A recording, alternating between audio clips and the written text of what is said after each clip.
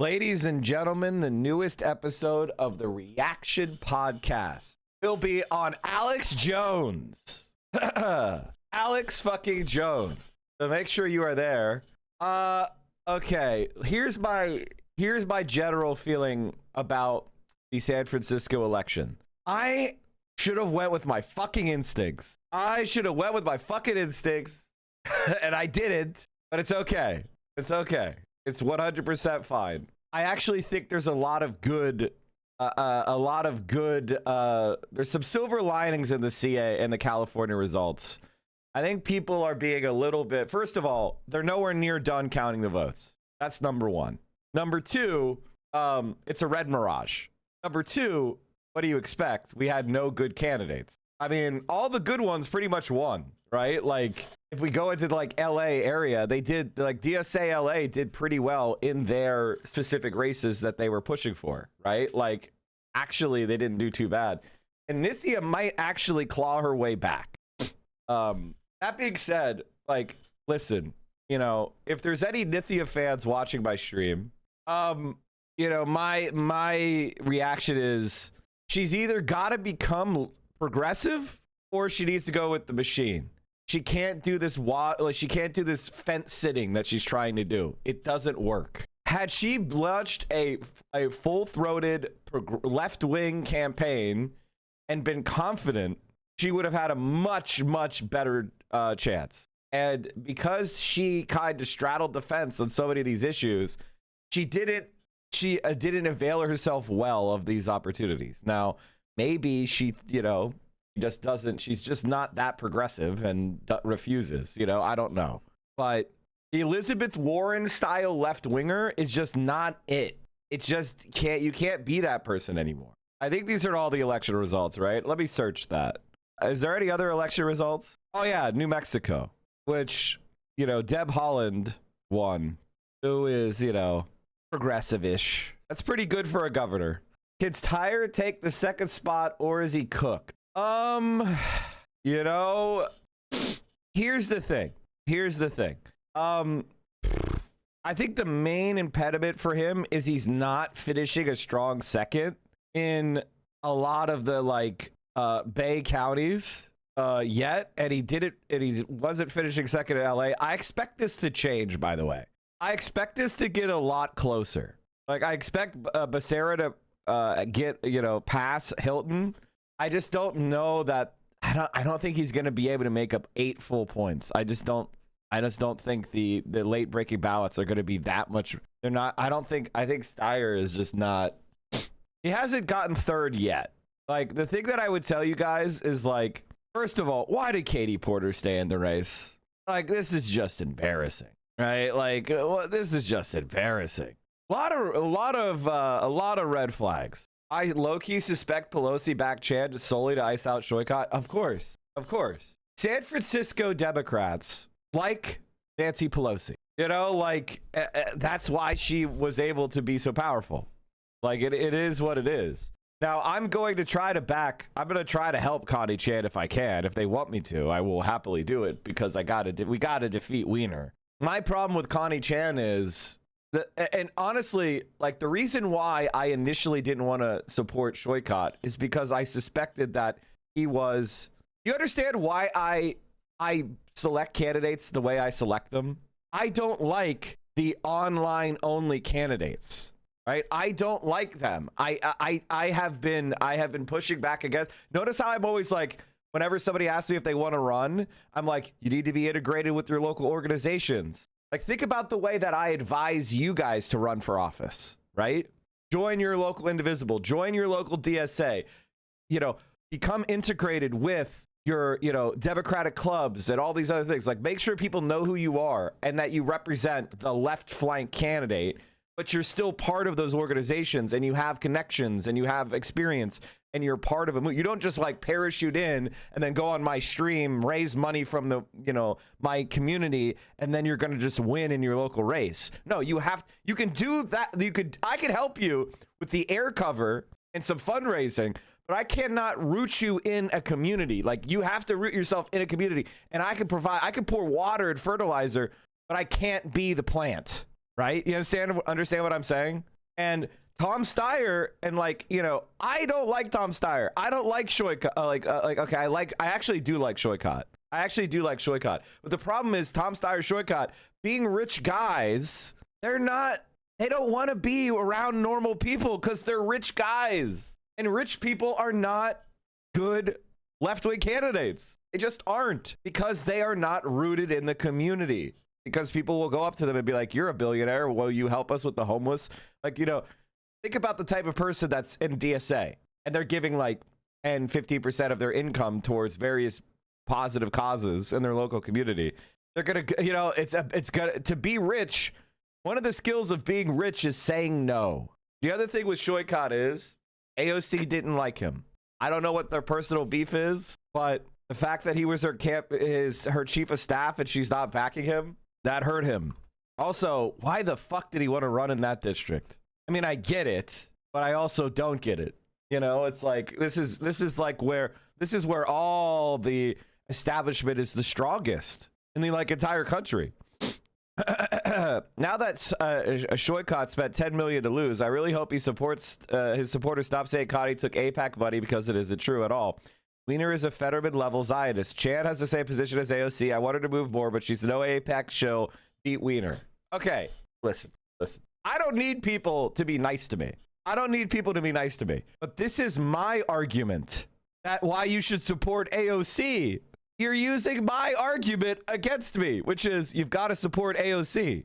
Like, what are we even saying?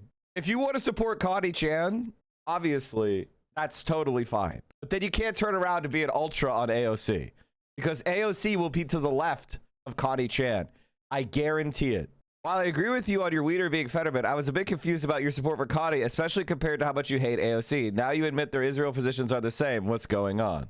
I mean, this is just weird hypocrisy. I wish people would be able to admit they were wrong and tactically change their positions like I will, right? Like if Connie Chan ends up prevailing, and it seems likely that she will be the choice, I'm going to back her. I mean, as long as she's not calling me a racist, right? Like, it's hard for me and Hassan to support someone who is attacking us, right? You know, we are one of the top recruiters for DSA nationwide. You know, maybe if you're going to be a DSA candidate, you don't spend your time calling those people fucking racist in an unprincipled fashion. You know what I'm saying? Like, that's pretty odd. Just because you didn't like that Shoykot, he was supporting Shoykot, right? I really would be surprised if they simply don't want y'all's help. They're gonna lose horribly then. You think Connie's gonna raise a bunch of money when there's a mega Zionist in? Bro, they don't want your help or Hassan. Pelosi's endorsement clarifies that. They're hostile to the left. I don't think that's completely fair. But it does certainly sound, you know, it smells like a McMorrow to me. You know what I mean? Like, so if you're one of these like San Francisco leftists, like I you know, here's the thing. I like Shoykot as a person, but very clearly the strategy of his campaign was poor, right? And some of that has to do with the candidate. Some people are good candidates. Some people are good advisors to candidates. Some people are good strategists. Some people are good, like, you know, people that are one step back. It's the same thing with Steyer, right? Like, Steyer, if instead of spending that money on getting himself elected, he was building institutions, if he took $500 million and funded DSA with a fucking like trust fund that gave the organization $10 million or $50 million or $25 million in annual funding, I don't know if DSA would accept that, but you get what I'm saying. Get what I mean, right? Like, that would do a lot more than whatever the fuck he's doing, because people just don't like him. And you know, it's not fair, but politics is not just like, for a politician, the way I look at them is, what are their policies? Right? And how reliable are they going to carry forward those policies? But that's not the way rest of people look at it, right? Now, the reason why I've been talking about why the policies are the most important thing is because I'm defending someone who's actually popular in the name of, for example, Graham Plattner. Graham Plattner, people in Maine love Graham Plattner. I'm sorry for bringing him up, but this is kind of like the conclusion of the Graham Plattner shit. Local media did a report about the texts. We're hearing directly from Mainers who are processing the latest scandal to rock Graham Plattner's Senate campaign. That's not breaking news for any politician, to tell you the truth. I couldn't care less, honestly. I mean, look at our president and his track record of things that he's tweeted online or what he's said about women. Many voters in Maine tell us Democratic Senate candidate Graham Plattner's latest controversy will not change their vote. Separate what somebody's doing in their personal life and the mistakes or whatever that they've done from how they run politically. Honestly, when I saw this report, I thought, holy shit, Mainers are they're kind of cute. Like, you know what I mean? I was like, damn, like Mainers are good looking. You know what I mean? Like, even the like kind of chuddy guys, they're kind of decent looking. They're like a little, you know what I mean? I was like, huh.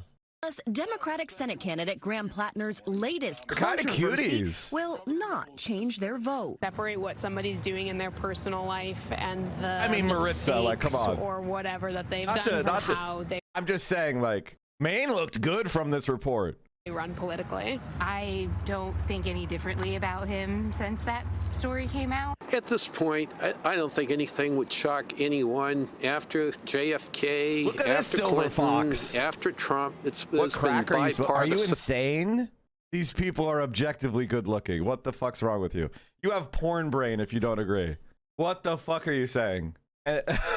And sex scandals of all kinds. How do you feel about I mean, this grandpa is a grandpa, okay? But he had it going on. Like, if you need to be able to look at old people and be like, what did they look like? Like, wind the clock back a little bit. This is a grandpa now. I mean, come on. I think it's time that we replace her. Yeah. I mean, she's done some good, but there's some things I don't agree with. But that's me. You know, that's how I feel. Yeah. And I don't know if Graham Plattner's going to be the guy or not. I mean, I have no idea. We just have to wait and see and find out. Not really too excited about that kind of thing. I mean, it's a red flag, but at the end of the day, be interested to see what his policies and take are on what we have going on with affordability, housing, and the other things that are bothering the state. The voters we talked to said it won't be changing their opinion of him. The fact that he might have been sexting some people isn't indicative of how I think he would be representing me. Some say it's a distraction. I don't think that the DNC supported him from the beginning, and I think it's just kind of more dirty tricks. I've spoken to dozens of voters here this morning, both on camera and off camera, and I asked them... By the way, I said that before this report came out. I was like, no one's going to give a shit about this. This is not going to work. And honestly, like, yesterday, I just felt so much like, obviously, I'm very frustrated about California, and I've got to figure out something that's to do. But, like, the reason why I defend Graham Plattner online is because the people of Maine like the guy, and he's got good policies. Even if he has a lot of like personal biographies that upper class people who are leftists, I would call them the intelligentsia left or the Brahmin left. The Brahmin left or the intelligentsia left, which is what a lot of the bread tube and streamers are, which is upper middle class, educated people who don't live lives in the working class. They don't like him because he is chud-coded, and they are desperately grasping at straws for why he's bad. But regular fucking ass people like the guy, and the fact that he is kind of chud-coded is good.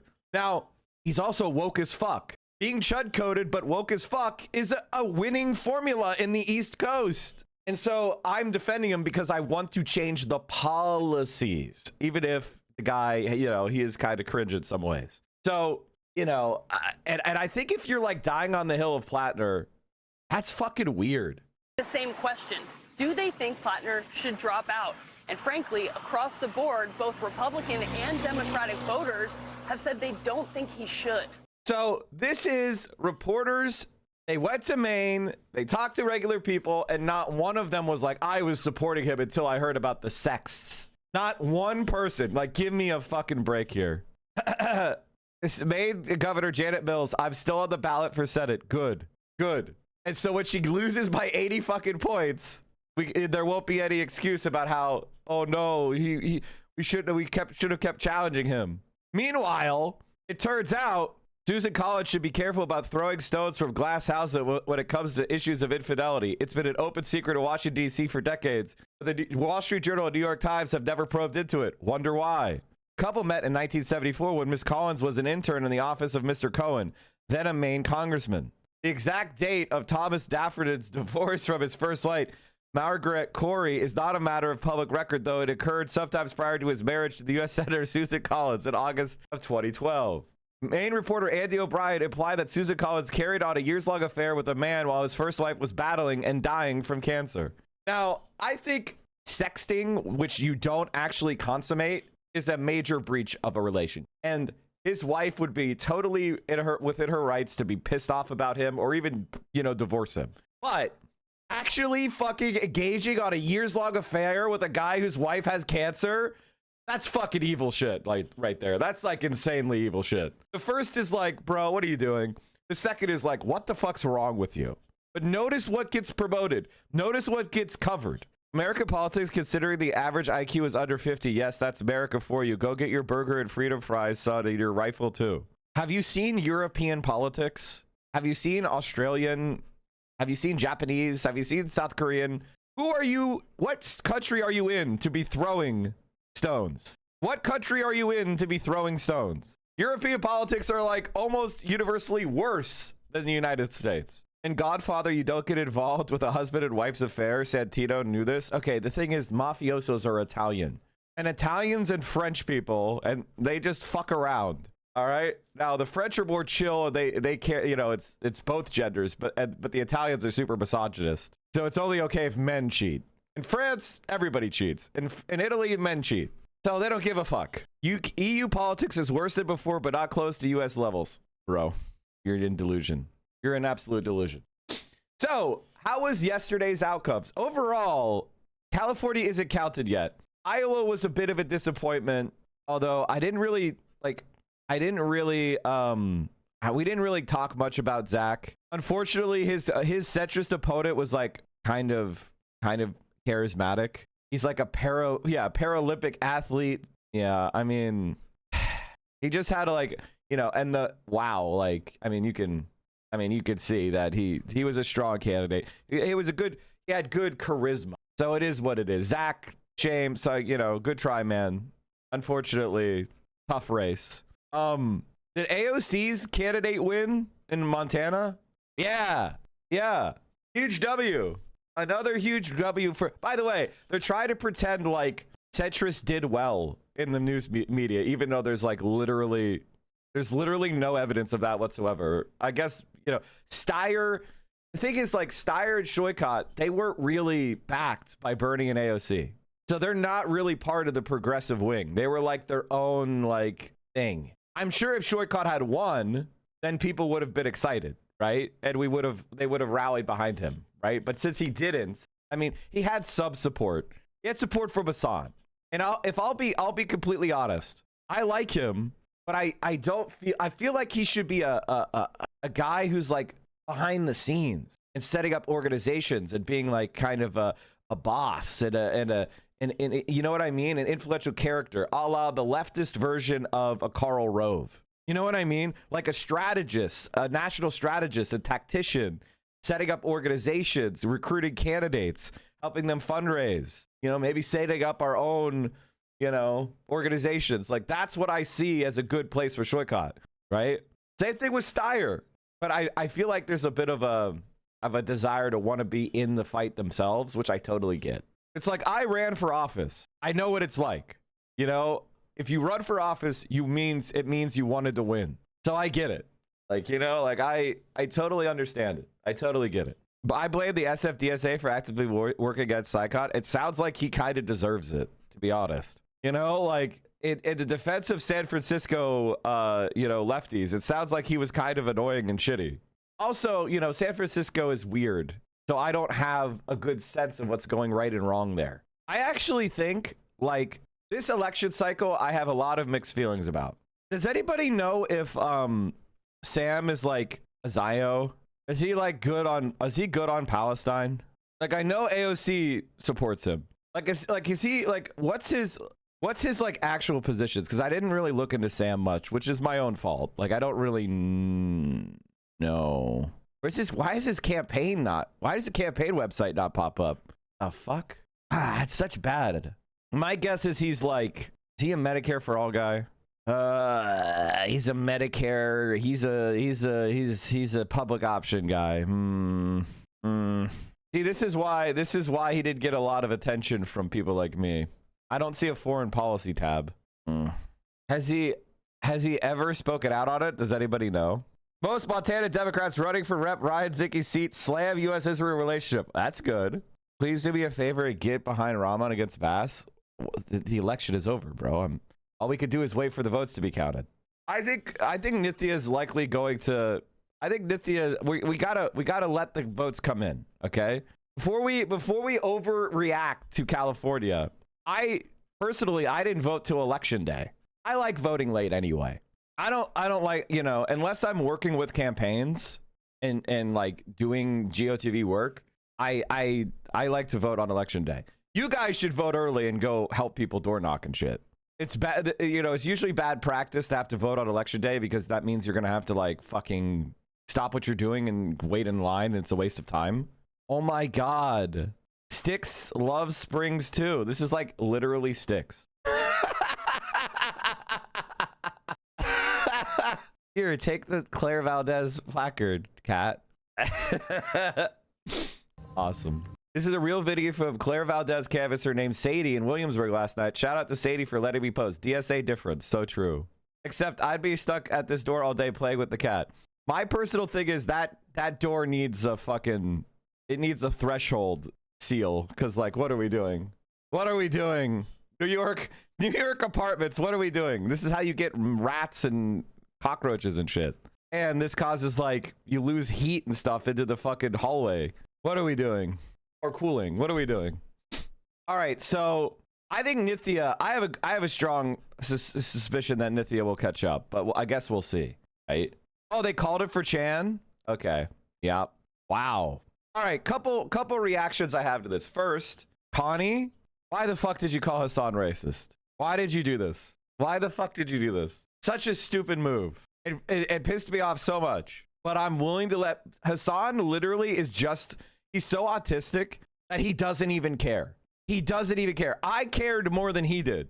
And you know what? I love that for him. I love that for him. Like, he was like... He doesn't care. Neither do I. I just think you fucked yourself over for no reason. Obviously, we were going to support you if you won. She killed it. And honestly, I think she did really better. She did a lot better than I thought she was going to do. And if we could consolidate, you know, the progressive wing around her, she can win. I actually think Connie Chan might be one of our top races going in November to help, if she wants our help. Unironically, I think, you know, from my point of view, helping her is probably one of the most important races in the entire country into November. I mean, obviously, it'll be things like Graham Plattner is up there as well. It'll probably be Graham Plattner, Connie Chan, who else is, you know, other people that are running in swing districts. Like, a lot of the progressive fight, we're going to win our races or lose them in the primaries, right? And then we're going to just be trying to help take power from the Republicans. Abdul, Connie, and Plattner will probably be our top races going into November.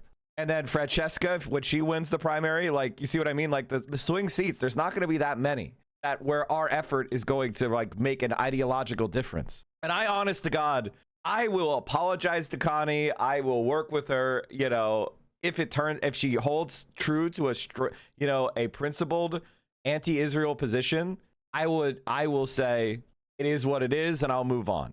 Okay. If AIPAC, you know, if she doesn't keep getting a bunch of like money from Israel and that AIPAC money was a rat fuck, left supporting Sykot would have made no difference. I mean, honestly, I wanted to stay out of this race. I know I wanted to stay out of this and I was staying out of this race. I felt the same way about Steyer. I was happy to stay out of that race, right? Well, originally I thought Katie was probably going to win. And then she ran the worst campaign I've ever seen in my entire life. And her personality is so toxic that and then her policies were dog shit. Like Katie Porter, that may have been the worst campaign I've ever seen. Do I know the fight between him and AOC and why she refused to endorse? My guess is he was interpersonally. I don't know. I mean, it is what it is. Katie Porter really fucked herself by, I mean, it's Elizabeth Warren politics, guys. China Glaze on CNN. Did the Iran war force peak oil? I kind of think it will. Like, China has been killing it. We haven't talked about China in a little while. It's time for a China video. Energy prices around the world have been skyrocketing ever since the start of the war in Iran, but at least one country is weathering the storm better than others. In China, a years-long investment in renewable energy is beginning to pay off. In tonight's Prime Focus, ABC's Britt Clennett travels to rural China to show us the massive solar farms that are changing the face of energy consumption in that country. This is China's northwestern Gansu province. For centuries, a harsh, unforgiving sun scorched this ancient Silk Road corridor into an inhospitable land of temples, trekkers and giant sand dunes. Once a punishing burden, today those blinding rays fuel rows of solar panels stretching to the horizon, a shimmering sea of glass and steel that is fast becoming one of Beijing's most powerful buffers against global energy shocks. China is really making the most of this arid landscape. I mean, it's just, what can you even say? I mean, what can you even say?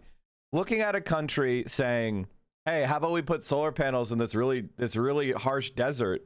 Why don't we just, you know, nothing else can live here, and the solar panels are very low impact. In fact, anything, it might improve the climate of the region by providing more shaded areas. Why don't we just put the solar panels where they're going to be beat down on by the sun and then use that to power our cities? And it'll pay itself back in like 5 to 10 years. And then we'll just be we'll be printing money. And then everybody looked around and said, that's a good idea. And they did it. Mike, in your opinion, what is the best pollster today? The tough question. We'll have to let me think about that. These solar panels, they stretch out for miles. You can see why this is known as China's green power bank. And right now, it is paying dividends. As conflict in Iran. Why are we like this? Why are we like this? You go from one screen, like if you're wondering why I'm reacting, we went from one screen where a drone is flying and it's showing solar panels stretching into the horizon in a desert, so you can see where the Chinese government's money has gone, and then the scene flips. And right now, it is paying dividends. And it flips to us blowing trillions of dollars as an F-18 takes off from the fucking aircraft carrier. This is where our state money is blown and wasted. Theirs is being poured into an infrastructure investment that will pay off for a generation. And we are dumping our money down a black fucking hole to do war. And it doesn't even profit us. As conflict in Iran rattles global oil markets and sends energy prices surging, China's big bet on green tech is paying off. So I've got to put on my protective helmet now because we're going to a little bit closer towards the tower, to the observation deck. I should just learn Chinese. What am I doing? I should just learn Chinese. Like, what am I doing? This is China's first major solar thermal plant, just outside of the desert oasis town of Dunhuang. So proud of their milestone, it is now open to tourists. You can see why part of the reason China has been able to offset the shock from the Iran war, from the Strait of Hormuz being closed, is because of its commitment to renewables like this. A gigantic thermal power plant rising out of the desert. These massive structures use mirrors to concentrate sunlight onto central towers, producing heat that can be stored and converted into electricity around the clock. You can see the streams of light there. They are beaming onto that tower, which, as you can see, a circle. It even looks like it's good. It's like a halo. It's like clearly light magic. You know what I mean? Like you could like tell the difference. It's like light magic and like good. It's like, goodness, light, bah. And then you go to America and we're like demolishing fucking mountains and we're pouring black acrid smoke from hell into the atmosphere and everything smells like sulfur. Like we're literally Sauron and they're the fucking elves. We're Mordor and they're Gondor. We're the fucking orcs. On the top. So 这里有多少金子？12000面。 Oh my god, and look at this! They're like, the projects, big picture is a hammer and sickle and shining mirrors. Okay. 12000面。So 12,000 mirrors, she's saying, are all around. By the way, notice how much, I gotta point this out. I'm sorry, white people, but notice how the Chinese interpreter is wearing full sun protection, even like long sleeves, loose flowing pants. They've got a face mask. They've got a hat. They've got sunglasses. They're like, I ain't getting fucking skin cancer. I'm fair skinned. Meanwhile, the white American or European is sitting here getting scorched.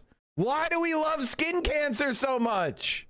Why are we like this? Why are we so fucking irrational?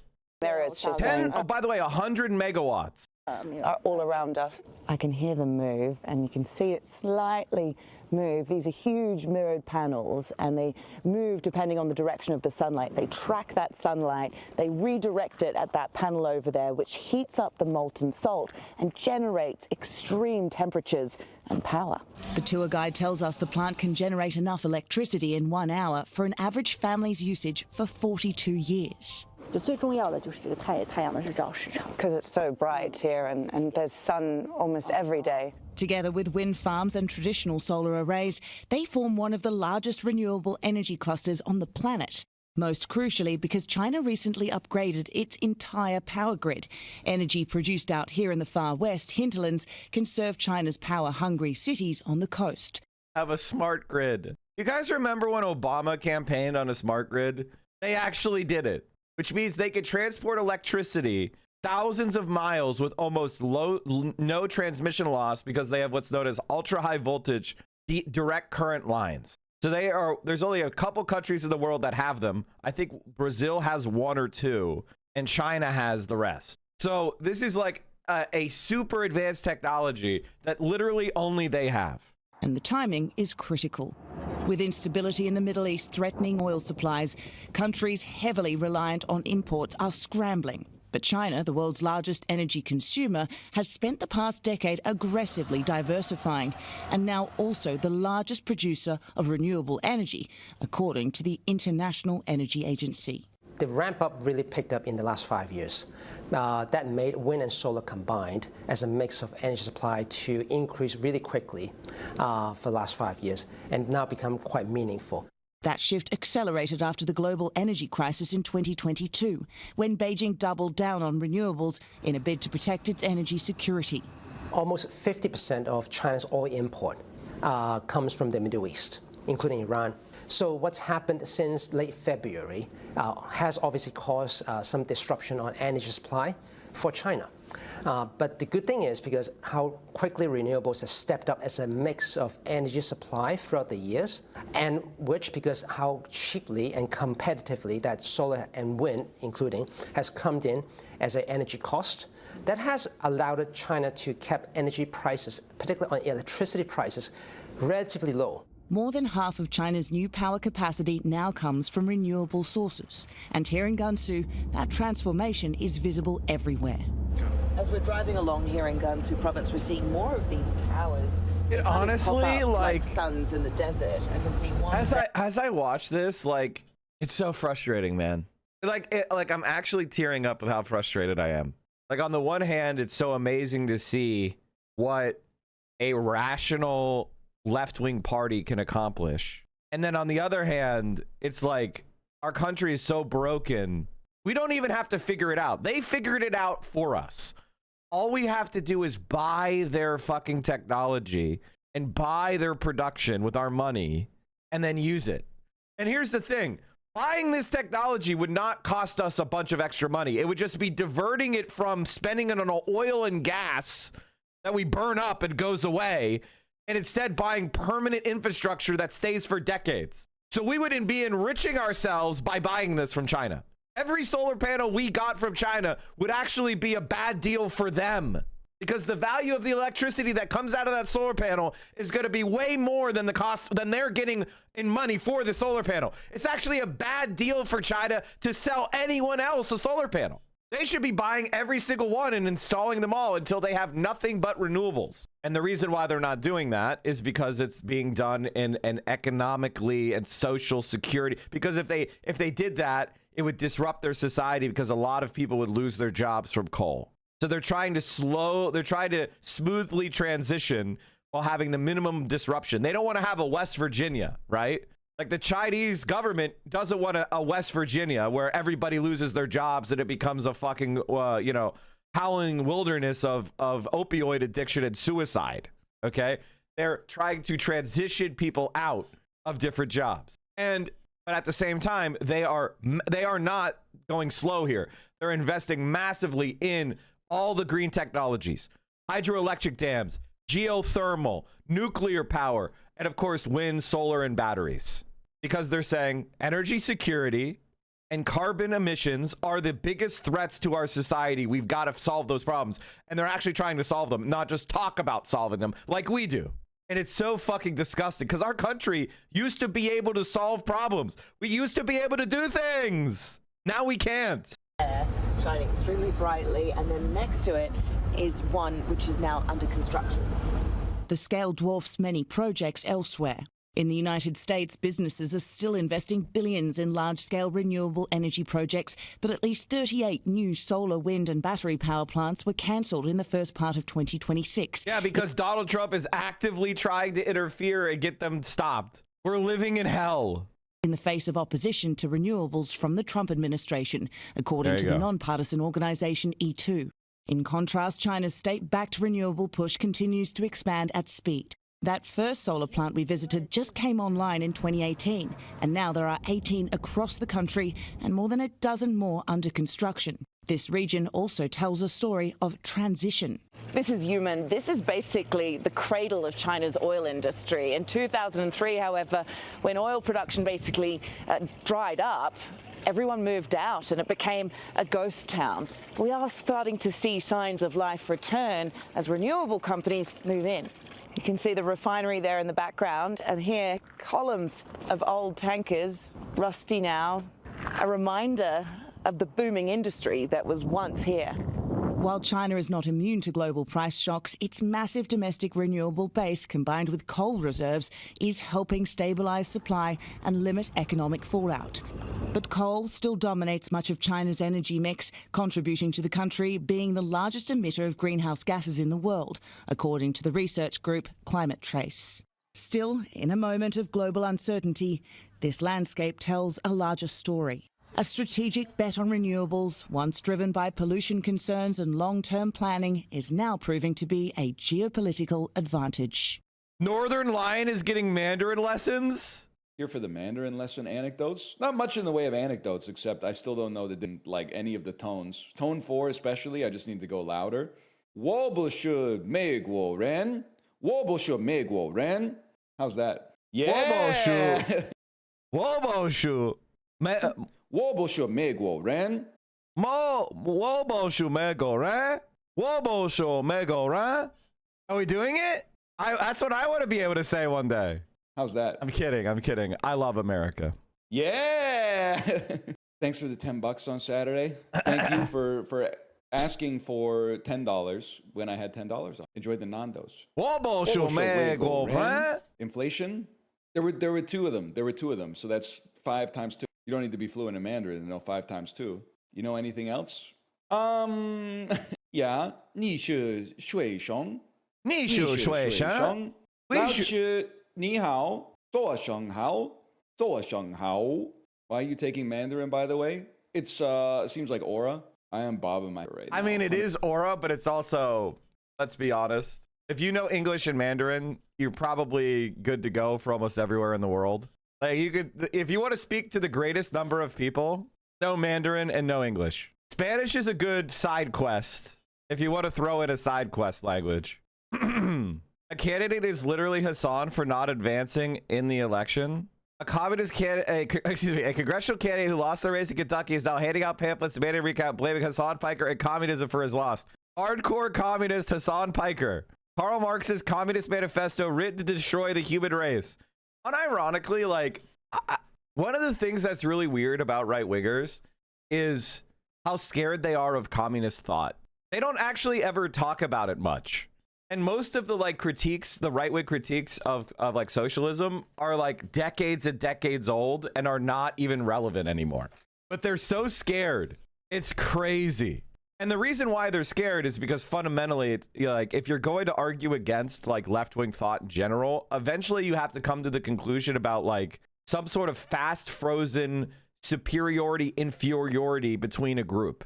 Like there's some group that is just better than other groups in a fixed way that cannot be altered. That's what you fundamentally have to come down to. And exactly what those groups are change based on the political needs of whatever right-wing group you're talking about. China has significantly lower emissions per capita. Yes, but it's still going up right now. Although I think it's starting to flatline. But yes, America has, like, obviously we're way worse per capita, but we also have a lot more historical emissions in the atmosphere. All right, let's go back to talking about the elections. Also, Kyle Kalitsky has finally spoken out about the most annoying people on the planet, and we're gonna have to cover it, chat. Kyle Kalitsky cooks. Kyle Kalitsky, I saw this video pop up on my feed on Vanguard, and while these guys are significantly to my right, Mike will critique your campaign vid. What's this? What? No!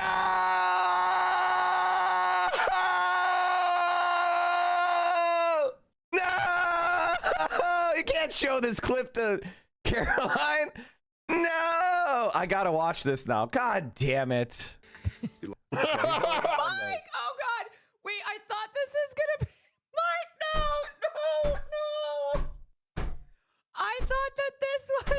I thought this was the McCaskill ad. Mike, dude. My fellow veteran act like that. Pretty strong. Oh, okay. Yeah, nice try. Yeah, good. Half reps with Oh fuck, that's good. Oh man, making Caroline watch that clip is I gotta throw it. You guys did it.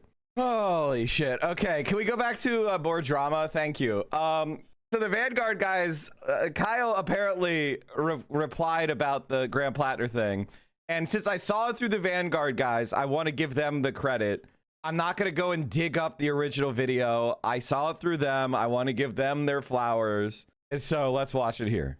Up front are kind of legitimate, but as time goes on and you're on your 7th Graham Plattner video as they frog march people into the concentration camp, like I said, the criticisms up front are kind of legitimate, but as time goes on and you're on your 7th Graham Plattner video as they frog march people into the concentration camps and Trump is looting the treasury with the Epstein class right in front of us, and you're on your 7th Graham Plattner video policing everybody who's trying to make the world a better place, that's when I sort of start to lose respect a little bit, and it begins to look like a Jimmy Dore 2018 project, where it's like a virtue signal fest, like, I'm the most pure, no, I'm the most pure, no, I'm the purest of the pure. And it's like, that's great. Well, enjoy not living in the United States of America as our country crashes into the fucking iceberg like the Titanic and sinks to the bottom of the ocean. It's like, you know, I'm sort of resentful about that too, particularly when it comes to Tabernacle, because it's like, you don't even have any fucking skin in this game, bro. We're trying anything we can, last ditch effort, to try to save this motherfucking country, and you're cock blocking one of the only options we have that might potentially work. You know what I'm saying? Well, you mentioned who the fuck is Susan Collins? Oh, I see the anti-Zionist Platter has the endorsement of the guy who was leading the genocide Palestine celebration a few days ago. I'm sure Platter will be leading the fight against Israel in the Senate next. He will be. He also said he won't be supporting him for leader. This is Chuck Schumer desperately trying to get Graham Plattner's support. This is meaningless. Oh, did this pussy block me now? What an absolute pussy. Graham Plattner, and obviously there's just been so many smears thrown at Graham Plattner. You know, obviously it is unfortunate that he was seemingly cheating on his wife. I'm not going to defend that behavior, but also it's not really something I care about in the context of like the votes you're going to cast as a United States senator, right? It doesn't really mean much to me. I am sort of interested in your opinion on this, Kyle, because, you know, despite all of the crazy bullshit attacks on Graham Plattner from establishment Democrats and from right-wingers and Republicans, No, I actually like this. I want these people to harden themselves into attacking like Graham Plattner and AOC and all these guys. I can't wait to see how well the left-wing anti-AOC, anti-electoral left works out. I can't wait to see how well that works out. It'll work out as well as Jimmy Dore and Dave Rubin. I can't wait to see how that works out for you. Good luck. There also has been a contingent of left-wing anti-imperialist content creators who don't like Graham Plattner because of his service in Iraq, you know, being a machine gunner in Fallujah, going to 3 tours in Iraq, and then briefly working with Constellas. Obviously, he, you know, bragged about killing people in Iraq, talked about, you know, how he enjoyed that or something crazy. And there is a contingent of left. He said he enjoyed combat. I don't think he said I enjoyed taking life. I think he said he enjoyed the adrenaline of combat, you know, the pressure of combat. It's a cringe fucking Reddit post. You know, I was watching a conversation with the Cavernacle and Noah Samson where they were talking about this, and they were like, it is weird that people on the left are so willing to forgive that, where they probably never would forgive like a former IDF member who bragged about, you know, killing Palestinians when they were. But he never bragged about killing anyone. Come on, you have to actually. How do you? Okay, first of all, don't allow people to characterize other people's words. Don't allow that. Make them show you the exact quote, because that's one of the tricks that people do. Is they like to characterize people and then flatten all the things down to some sort of like category of being bad. Say, what is the quote? What is the post? Read it to us. What was the context? What year was it? Like, get the full context. Don't let people do these characterizations. Like, it's not fair. It's literally just a strategy to turn your brain off. They also said he cheated on his wife. I mean, according to Gen Z, it's cheating, right? Like to the Gen Z mindset, it is cheating because he was, you know, but technically they didn't actually commit adultery. It's flirting, which is a violation of trust. Not technically cheating. Cheating or adultery is like sexual acts, right? It is not appropriate to send sexually charged messages to other people in my relationships. I wouldn't be in favor of. I would consider that to be a breach of trust. I'm trying to be very specific because you should be very specific, because having sex with someone else is not the same thing as sending a spicy message. It's a different thing, right? And you could understand forgiving the message. I could understand somebody forgiving messages and going, don't do that again, versus, you know, having a sexual relationship, right? Like, that's more, they're all breaches of trust, but there is a continuum of badness. And people are trying to flatten that into one thing, right? And I don't think you should let people do that. And like, ultimately, it's up to him and his wife how they want to move on from that. Like, that's just like not our business at a certain point. It's like, it gets to be like cringe. What do you try to do? Enforce Christian morality onto us? Enforce some sort of like puritanical reality where we approach human sexuality like it's 1837? As opposed to the way we understand it to be now. Like, we have learned a lot about human frailty on you know, and sexual promiscuity. It's an incredibly common violation.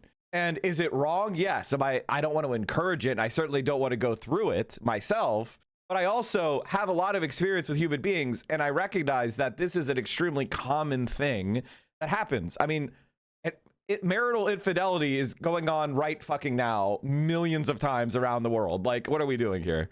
Are we going to pretend this is the same thing as committing some sort of like a crime and offense against someone? I mean, it is an offense. It's not a crime. Is it bad? It certainly is not something I want to promote. But let's like be normal and be adults, okay? Like, it's weird the way people act. Mike, that's for his wife to decide to determine what that was. We can't say it was cheating when it's someone else's relationship. What the fuck are these idiots talking about? I mean, that's also true. It's also true. And his wife has come out and said they worked through it. She was aware of it. She's the one who brought it up. And they've gone to counseling and they've resolved it, and they love each other and they support each other. I mean, as far as I'm concerned, that's the end of the fucking conversation. Unless there's some sort of like violation of somebody's rights. To me, that's the end of the conversation. It's not a legitimate argument in a political context. Square that circle. What would your response be to some of those left-wing critics of Graham Plattner who aren't against him for the bullshit reasons of like he jerked off in a porta potty or he cheated on his wife or something, but actually more concerned about like, Plattner, hey, you know, is a reformed fuckboy who evidently atoned for it, not consequential. I mean, that's how I feel. I mean, you know, there's just like Gen Z has this weird like pseudo-Christian sexual morality. Like, you know, there's a non-insignificant population of people that are not religious, but have religious approaches towards sexuality, where there's this purity, the Madonna horror complex, purity politics on sexuality. And it's fucking weird. And it's causing a lot of weird gender wars conflict you know? And I think it comes from lack of experience, quite frankly. It's like porn consumption. Like they're watching more porn than ever and more extreme porn than ever, but their own sex lives are more sexless than ever. We're unironically living in Demolition Man world where people are doing porn on their fucking VR headsets, but not actually having sex. It's fucking weird. Guy doesn't actually have any political experience. He has no real record to point to. Okay, first of all, who gives a shit about that? He's a legislator. I'm going to say something that you guys all need to learn immediately. Legislators are not responsible for shit, really. It's a highly deliberative process of you don't need to run things other than your office. Okay? You are not actually like picking leaders for the organizations. You are an advisory role. You are a supervisory role. You're writing legislation. You are discussing ideas. You're not in charge of the implementation aspect. That's the executive. I do think executive experience is valuable for executive roles. You're basically the ideas guys. All right. And yes, having some executive experience can help you come up with policies that can be implemented. Right. The legislator, that's a great place for an inexperienced person to get into politics. That's the fucking job. You don't need to know anything to be a legislator because there's a lot of other legislators that you will be working with who do have those experiences. Like, it's exactly the place to learn about government. Like, if you don't know shit, being a legislator is a great place to learn more about policy. So it doesn't even make sense. Who gives a shit? That's why in the Constitution, they said, yeah, you could elect 30-year-olds to the Senate because you don't need to have a bunch of experience doing doing politics. That's the point of it. Like, what are we doing here? You do know that both these guys are pro-Plattner and AOC. One of the things that is difficult for me is that I can agree with people, but also have like more depth conversations about certain things that I think are problematic and not useful, which is like ideas about experience or any of those other things. Mike, see this? Yeah. This is funny. We'll talk about it more. You know what I mean? Like for example, people talk about term limits. What the fuck are we talking about with term limits? Term limits are stupid. Term limits are stupid as fuck. They're not left wing and they don't result in any kind of positive change in politics. Shut the fuck up about term limits. It's stupid. Vanguard and Kyle are both Ro Khanna stans because Ro Khanna goes on shows and AOC doesn't go on enough shows. So like, you know, I disagree. Let me just say this. Ro Khanna cannot. AOC is so superior to Ro Khanna. It's an it is a really bad take to even talk about them in the same sentence. It's not that I hate Ro Khanna. I actually think he's a rather relatively good politician, but AOC is superior to him in every single way, and there isn't a single place where he's better. Than killing people and bragging about it. What's your response to that crowd? What I would say to them is, first and foremost, I understand the criticism completely, and when I first learned about Graham Plattner, it obviously was the first thing that came to my mind as well, where I was like, well, look, that's a sketchy past. I'm skeptical. The burden is sort of on him to convince me one way or the other. By the way, Kyle's completely correct. And I felt the same way. And if you know that, if you go and look at my reactions to Graham Plattner, when I found out about the tattoo, it pissed me the fuck off. And I checked the fuck out. And I said, fuck this guy.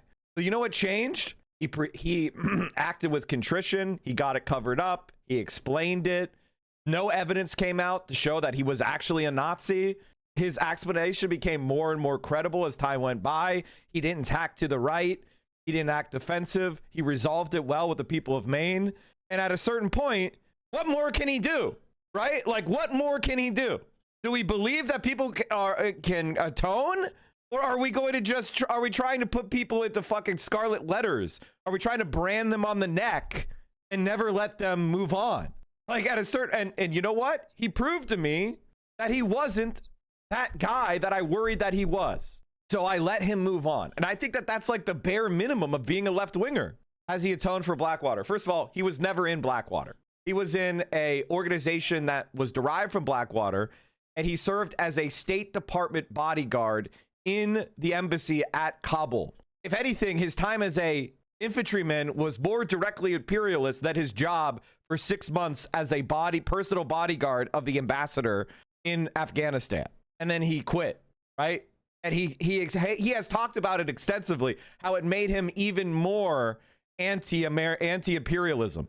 in the sense that they were learning no lessons from the failure of empire, and he became even more anti-war and more disillusioned. So at a certain point, it's like, again, that is a very compelling argument for the regular people that don't already agree with us. And I think the division here is on the whether you care about politics or not. I really think that's where the division is. Like, are you trying to actually accomplish things in the real world versus is this a grift? Is this just something that you use as entertainment? That's the division here.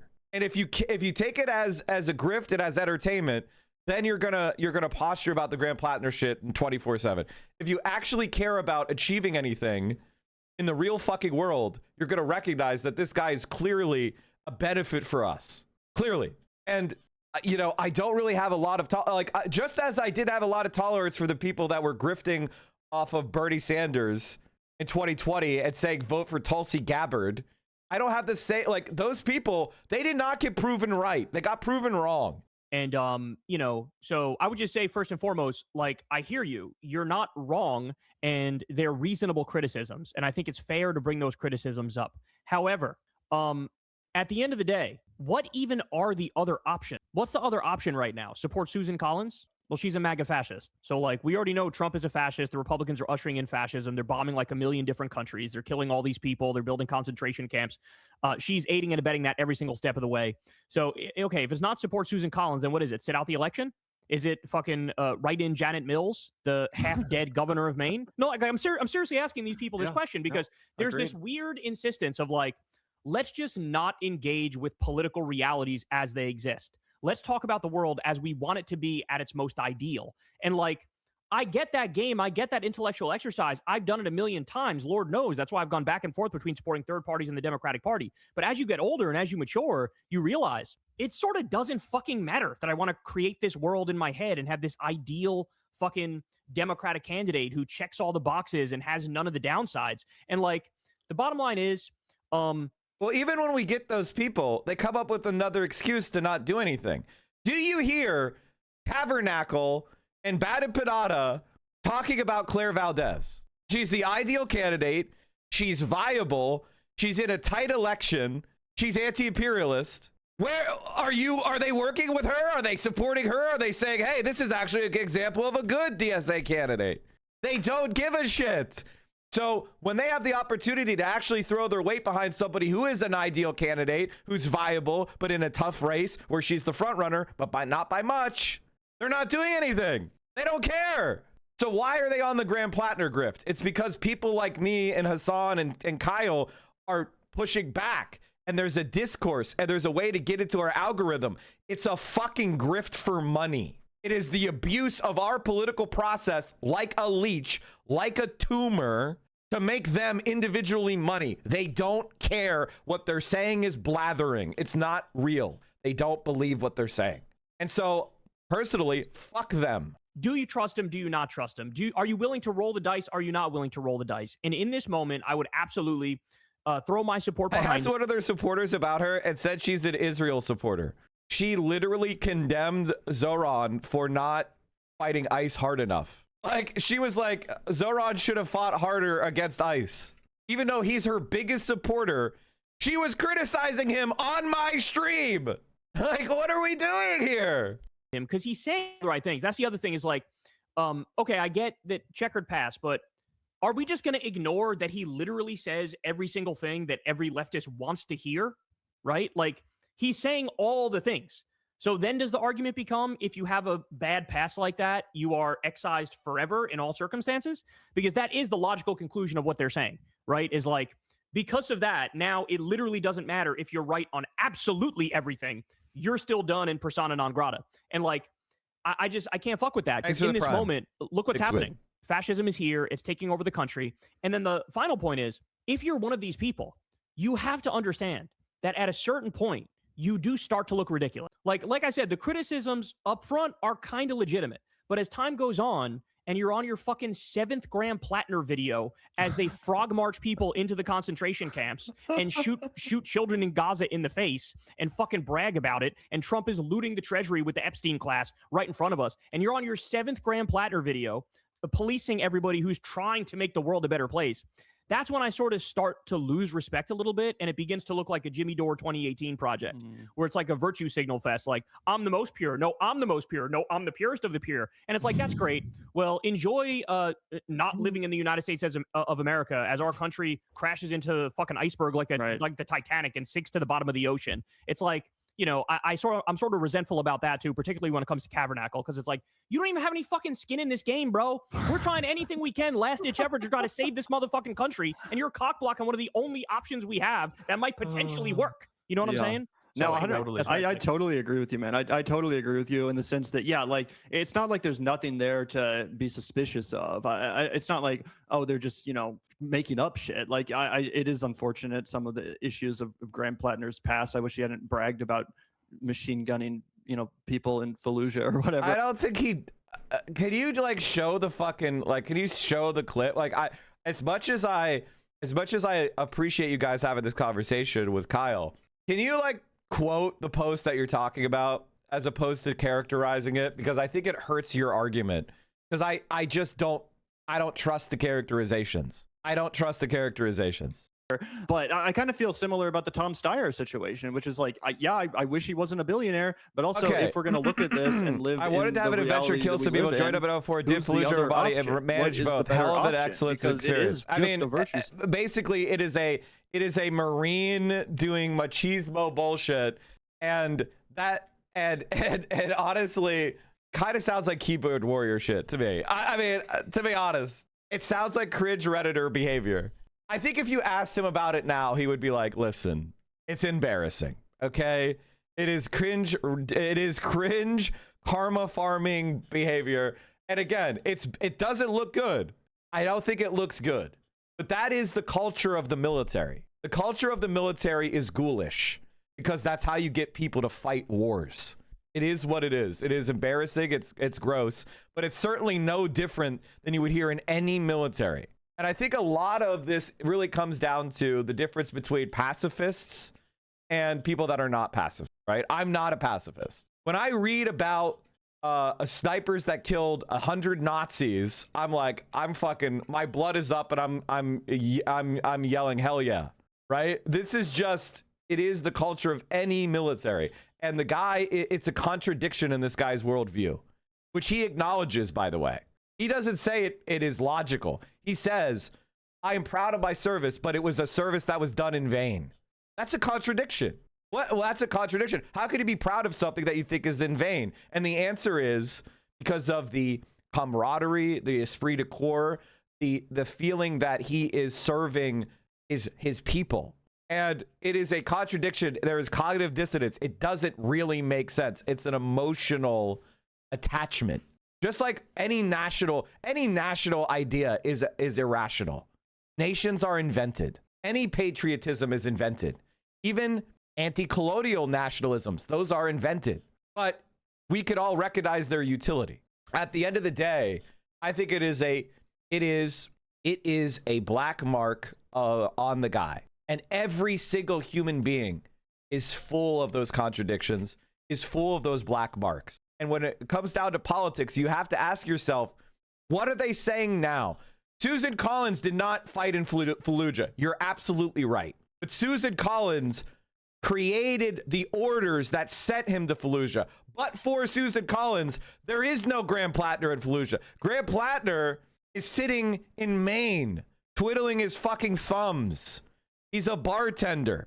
We are able to understand the causality of the Holocaust. We're able to understand the cause, but now people want to tell you to stop looking at systems and start looking at individuals.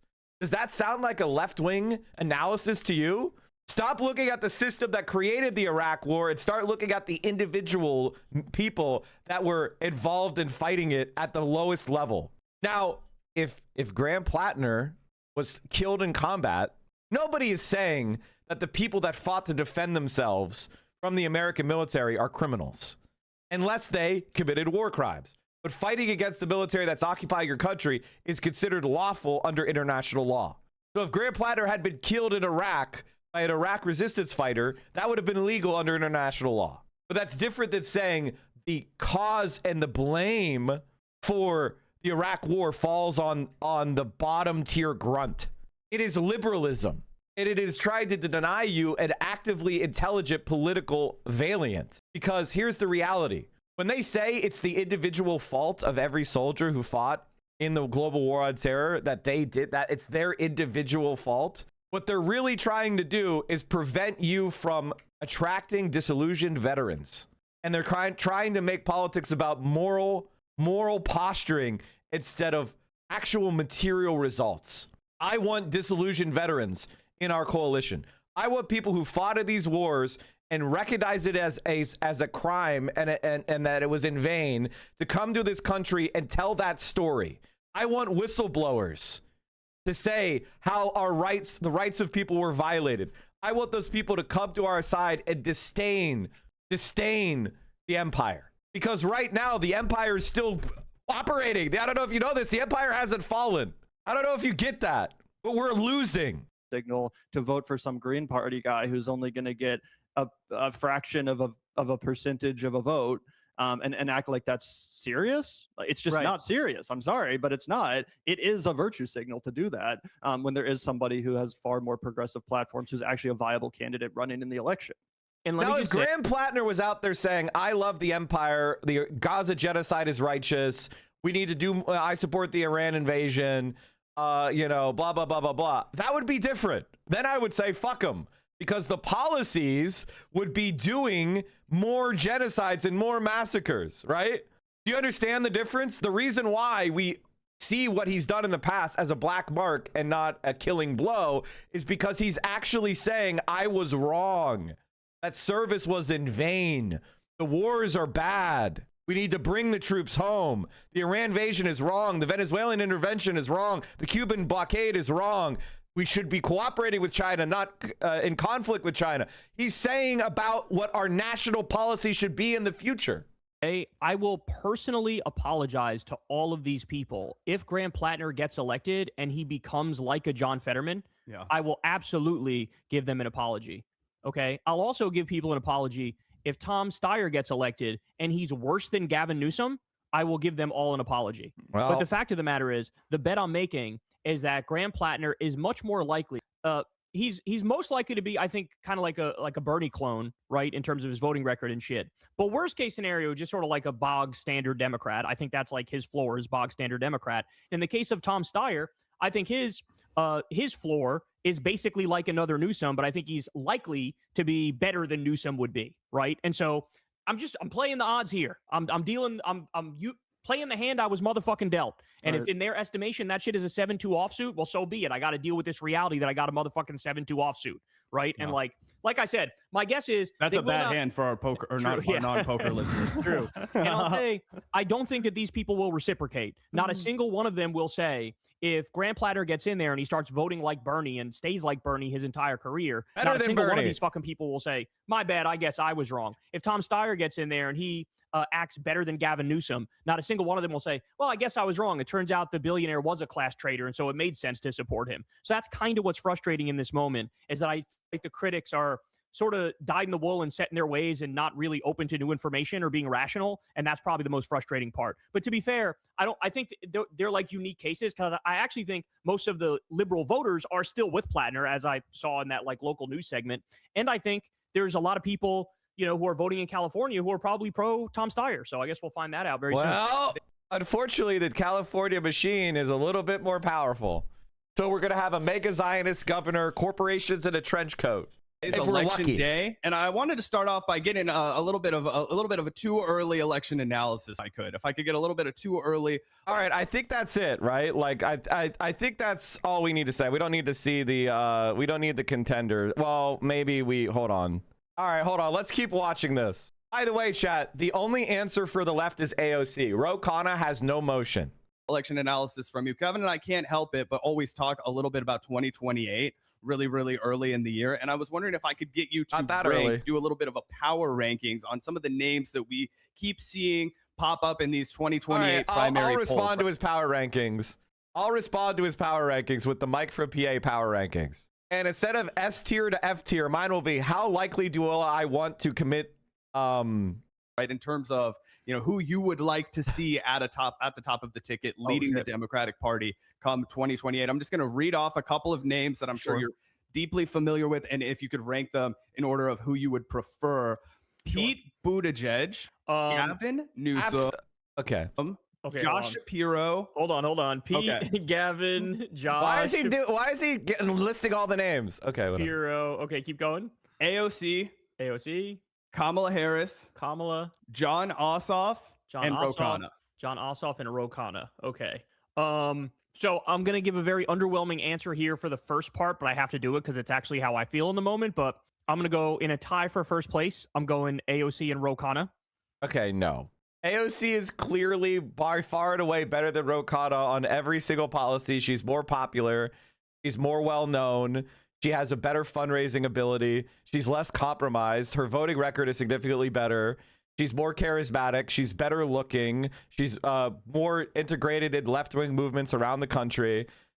She's better in every single fucking way, and there's really no comparison. AOC S tier. Ro Khanna, I'll give... Honestly, I'm being nice, B tier, but barely B tier. Like, he's barely B tier because he can't win.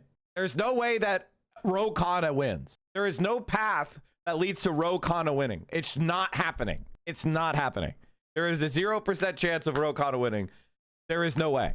All right. He is not a socialist, so he's not connected to DSA, so he doesn't have 110,000 volunteers from day one. He doesn't have... Bernie would not pick him over AOC. He's way worse on crypto. He's like a crypto guy.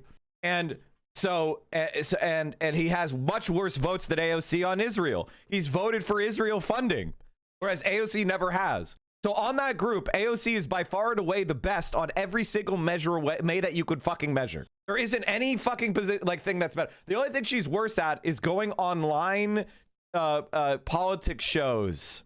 And honestly, she goes on the big ones. She'll go on Pod Save America. She would go on I've Had It. She would go on, she's gone on Hassan Show. She goes on Majority Report, right? Like, she's on the biggest left-wing shows and she will go on them, right? So like, ultimately we're really talking about second tier stuff. And she'll probably end up on them anyway. She'll probably end up on Breaking Points. So at the end of the day, I don't think it's good. I also think she's better at speaking than Ro Khanna. I don't think Ro Khanna is like some sort of captivating speaker. Like, no, I think she could get better with some of her rhetoric. But fundamentally, I don't think like Ro Khanna is like Barack Obama level speaker. After seeing the shit show in California last night, I'm convinced more than ever your notion that AOC is the golden path forward. American voters are complete drones with walking contradictions, and the only candidate who can unite high information libs, in-poll obsessive libs who love a young Latina woman, and the electoral left who obviously back AOC over Gavin and Kamala, and also the Latino and black voters who are key primary constituencies. Exactly. Latinos like her. Black people like her. She has way more inroads with those kind of people. And on the electoral left, all of us have to, even the people that are always online and criticize her, they at least acknowledge that she's better than almost everyone else. So, like, what are we doing here? What are we doing? Like, why are we pretending like there's even a question?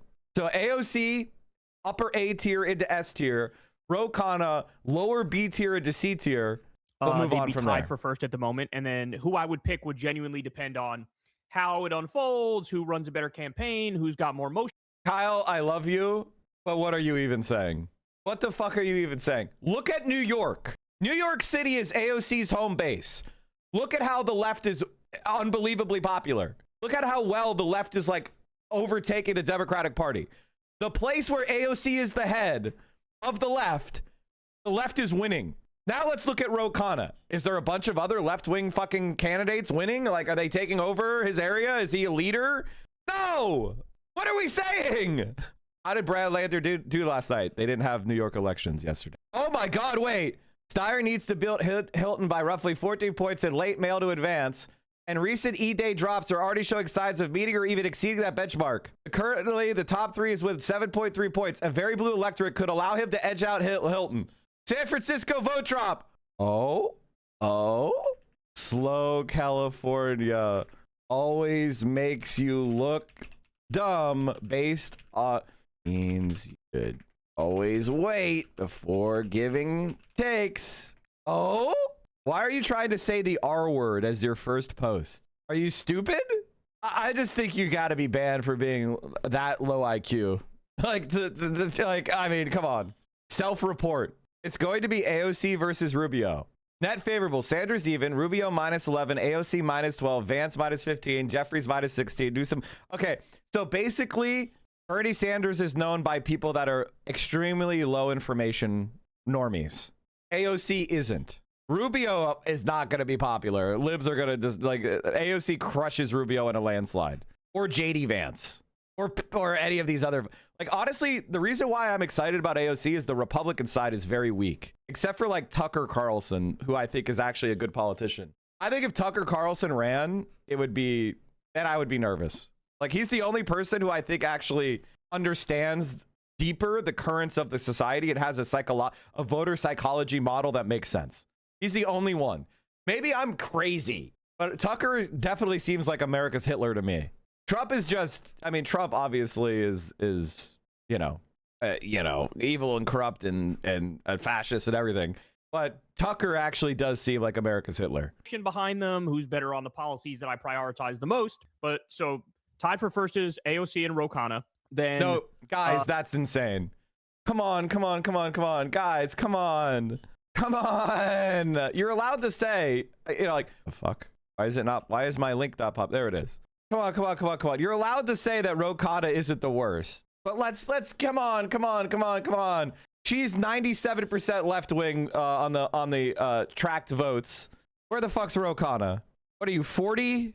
How do you spell his name again? Oh, there it is. I'm sorry. He's 17. So, I mean, okay, fine. He's all right. I mean, again, he's one of the, again, I don't hate him.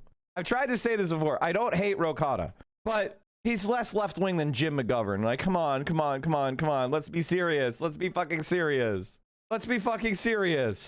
You're more right wing than Maxwell Frost. Like, come on. Let's be fucking serious. He does it. I mean, like, come on. Reduce regulation on financial institutions that accept brokered deposits. Come on. Military construction appropriations. Yes. Come on. Guy puts out bad votes.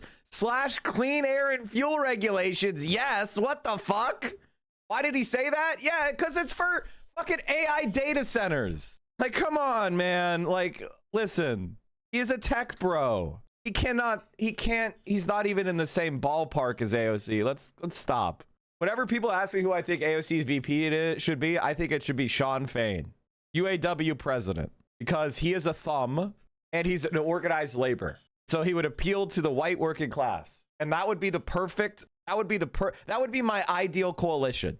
If you're asking me, Mike, what does a perfect coalition of the American left look like? It's AOC and Sean Fain. That unites every single aspect of any kind of strong social democratic left. So that's my dream, right?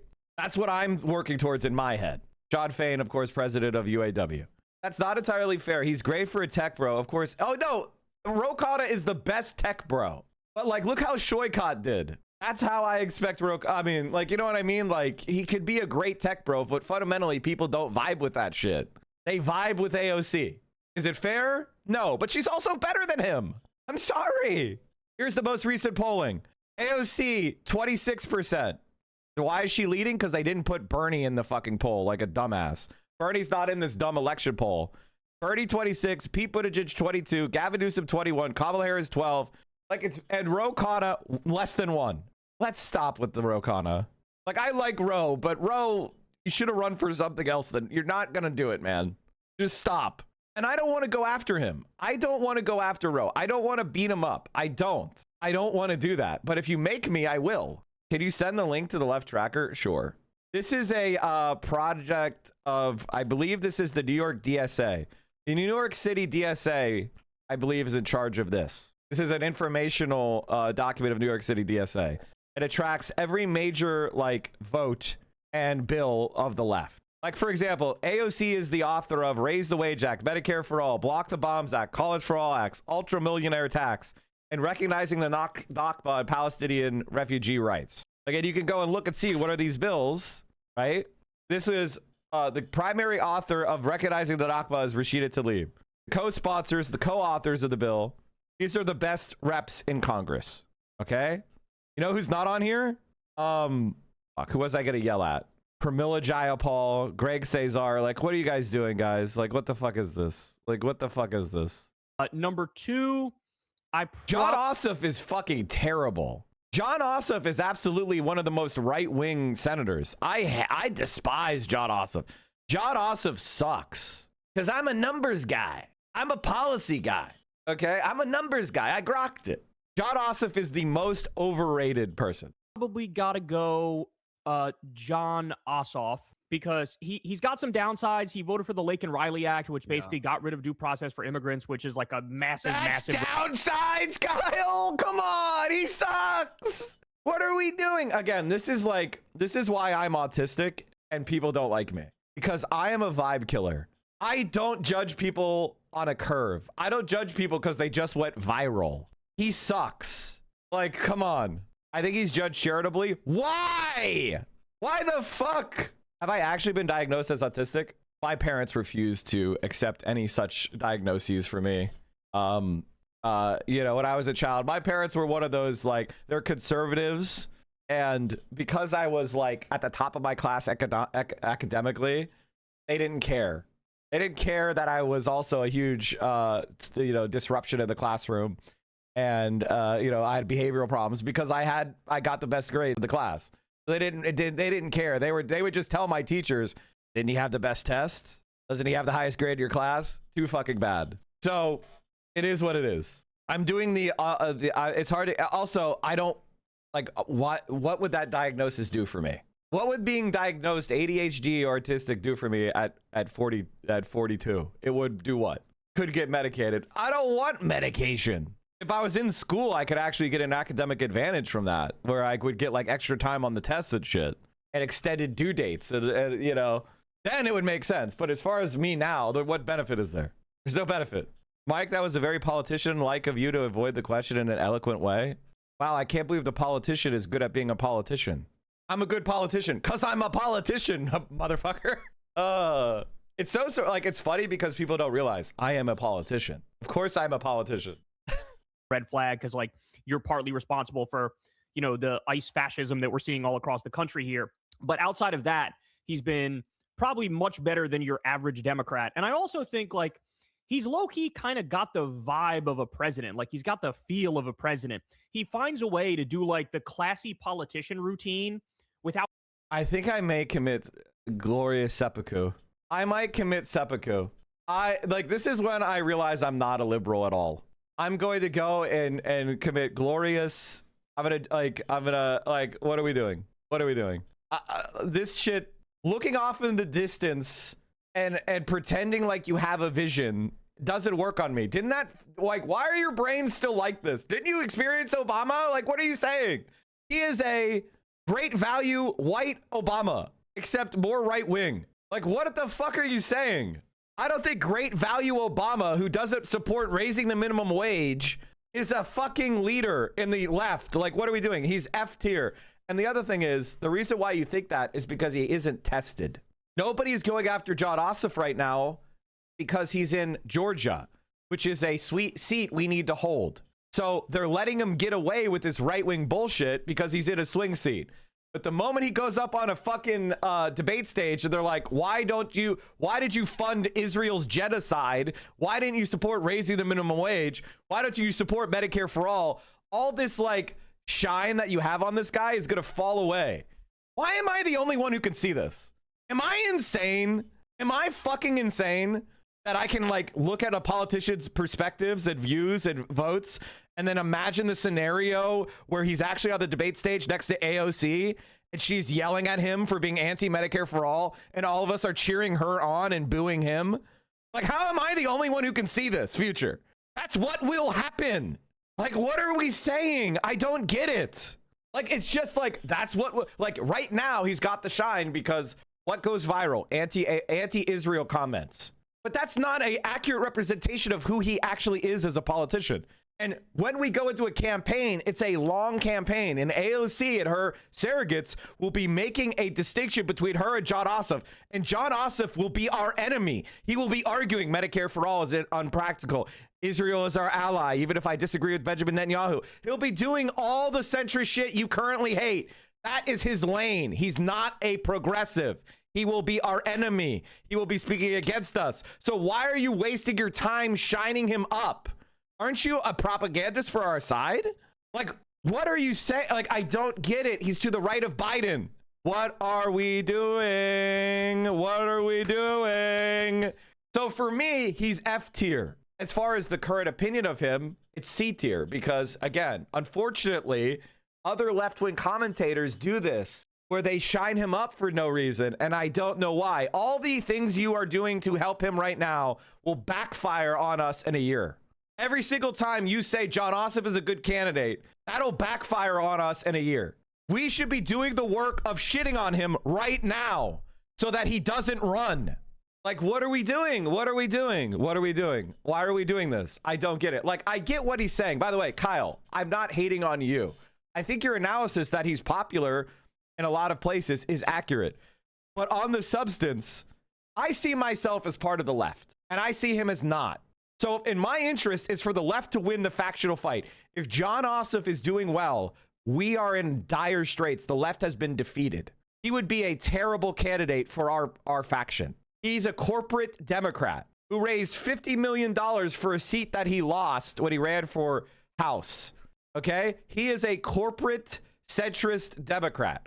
Now, he said a couple things on Israel that I like. He's made a couple votes in our direction that was a surprise. But he's pro-crypto, he's pro-Israel, he's bad on policy. He's one of the most right-wing Democrats. It's not a good way of looking like, and that is our job. Our job is to tell our audience, which is unsophisticated people who just go by vibes, is to turn them into ideological vectors in their communities. Like, my job is to make all of you correct the people around you and go, actually, John Ossoff sucks. That's my job. You guys are the vanguard of going out to your communities and shitting on him and going, AOC is fucking awesome. That's what I'm trying to do with this community, is that you guys are the weirdos. I'm the mega weirdo, and you guys watch me and you get the talking points to go out into your communities and organize people. We're all dumb. No, it's not that you're dumb. It's just that I am giving the analysis every day and you're listening to it and we're coordinating our talking points together. You guys give me shit when I fuck up. This seems like hedging a bet. I'm going to get a sticky note and I'm going to put it on my monitor, and it's going to say, optics, Mike, remember, people are earnest. They're thinking out loud. Right? I need that. I need to put that down because that's not how any of this works. That's not how any of this works. There is no hedge. We don't have ranked choice voting. You vote for one. You vote for one. If you're telling me we should rank him 5th in the ranked choice vote, we don't have that. So it's meaningless. You vote for one. So all of your effort should go towards the candidate you want to win. And then you make whatever accommodations to reality you do later. But we all need to vote for the best choice for our faction and spend all of our energy on her. Because if you spend energy on anyone else, especially when there's no evidence they're a good alternative, they're not strong on their own, you are wasting your time and actually you're interfering with your own desires and needs. Like, we as a left-wing group need to unite behind AOC. And the other thing is, I actually think it will make AOC more friendly to us, which would be beneficial for us. If we are united behind her, it'll make her want to come in our place. Our place will become a base for her to operate from, thereby increasing our credibility with normies, thereby giving me more of a platform and Hassan more of a platform and Kyle more of a platform with regular Democrats because they like her. She's a benefit to us, not the other way around. She would be platforming us, not the other way around. That's what people don't understand, is she's already broken out of the online left. She's bigger than that. She's bigger than DSA. She's bigger than the online left. We need her more than she needs us. That's the facts. I know that people are going to hear that. They're going to be shocked to hear me say that. It's because I actually look at reality. There's 110,000 paying members of DSA nationwide. AOC has 15 million followers on her Instagram or whatever. she's already a more influential person than the DSA is as far as like, you know, block for block. But her power is also coming from DSA because it has to be geographically located. And that's what DSA is very good at, concentrating power in a geographic area so we can hold power in like seats and shit. So AOC and DSA working together is going to help both sides get more powerful. The centrist will attack AOC though. Would it be better for Roe to back her up on things like Medicare for all? That's like saying Tyrion Lannister is going to be the bodyguard of the Mountain. Like it just doesn't make sense. Like she is already towers above him in every way. In what way would he defend her? Doesn't make sense. Coming across as like doing an Obama knockoff or like being insincere. Like it comes across like he's actually just like a classy guy who's a politician who's right on most things. So I'd go Ossoff number 2. Outside of can win in Georgia. Featuresaurus Rex, it says, Mike, how do I go back to see what you said yesterday? I don't know what you're talking about. I don't know what the fuck you're talking about. What's that? Doesn't hurt he can win in Georgia too. That's true. I also think he's got appeal, like cross liberal leftist appeal, where like there's yes, liberals that's because leftists are stupid and unorganized, and they don't know what the fuck they're talking about, and they go by vibes because it's a very grassroots movement. So we don't have enough sophisticated leaders that actually are ideologically consistent, and that's a really bad sign that we are falling for Obama-esque tricks in 2026. That's actually a bad sign for the left in general in America, that we could even look at this guy and think he's anything less than a corporate shill. And again, as I said before, I'm glad that he's in there instead of a Republican in Georgia. But he'll be a bane of our entire fucking movement. When we're trying to pass laws, he's going to be the guy going, I don't know, maybe we should keep the filibuster. Who like him and leftists who like him. And that's like a big thing, I feel like, in this moment to sort of bridge that divide. Then after that, I probably go Mayor Pete. Pete has many flaws, but I actually think he's gotten better over the years in terms of being a politician, Jesus making Christ. a case. I'm not a Democrat. I really am not a Democrat. Pete Buttigieg holds no office, is a corporate shill, McKinseyite, probably our most acute enemy, anti-leftist, betrayed. He's literally a class traitor. He betrayed his father, who was a Gramscian scholar. He's a scumbag in every way. I actually consider him a personal enemy.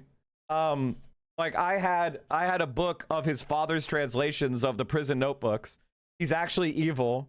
He is very well versed in the left, and he actively rejects it for personal gain.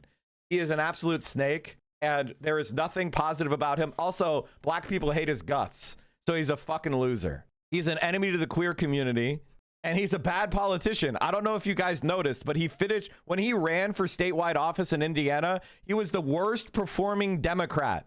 Regular normies hate his guts. Like working class people hate his guts. He comes across as a fucking upscale professor that gave them an F because they turned in the paper late. He sucks. He's far more likely to be working for a union busting law firm than he is a union. Quadruple F tier, new tier. I'd rather America explode than see Pete Buttigieg as president. That's the tier. Debating the right. Pinkerton Pete. I feel like he probably is net more progressive than like Kamala Harris or the remainder of the people here. After that, that's like comparing the different. It's like saying, you know, breast cancer is slightly less deadly than pancreatic cancer. How about we don't get cancer? Kamala. After that, I go Gavin Newsom, and then dead last, I have Shapiro. Wow, Kamala above Gavin Here's what Newsom. it is: S tier AOC, B tier Ro Khanna. We're all gonna die tier for everyone else. Like that's literally the ranking. And I hate to say this because like I don't like if you told me in 2028 John Ossoff won, I think I might go like and become a hermit, or I would leave the country. Like I'm not even kidding. If somebody like that won, then we're gonna have fascism in 2032. Well, I'm in a camp. I'm fucking out. Like there's no like we're not going to like stop fascism with some milquetoast corporate centrist Israel supporter. It's not going to happen. You've been on the front lines of corporate. Here's the difference I have with Kyle and the Vanguard guys and a lot of other people online, even Hassan. I think we need to be sharper. We need to be sharper in our analysis. and we need to separate ourselves more. Let AOC be the person who's seen as the magnanimous one, right? Let AOC be the good cop. We're the bad cop. We need to go out there and sharp and discipline the left to understand that there's only one choice. We need to unite the left. Like, whatever the left does well, it's when it's unified around one candidate, like Chris Robb in Philadelphia. We don't need anybody. Like, did you guys see that person in Hassan's chat who was a 16-month subscriber who was voting for Becerra? I need 0 of you voting for anybody but AOC. Okay? I need you guys to be in lockstep like a fucking automaton group doing exactly what I tell you to do. And I'm saying that because anything else is us working at cross purposes. If you have a better candidate than AOC, I'll hear it. I'm not against being said. Actually, you know, Sean Fain is launching his campaign and it's blowing up and he's got 60% of the vote. We should all do that. Fine. As long as we're all together and moving as one. Okay? We are a vanguard. We are a faction. Only small percentage of the American people are as politically astute and aware and conscious as we are. So all of our actions have to be in unity. We must act as a collective. And I'm not nominating myself as king here.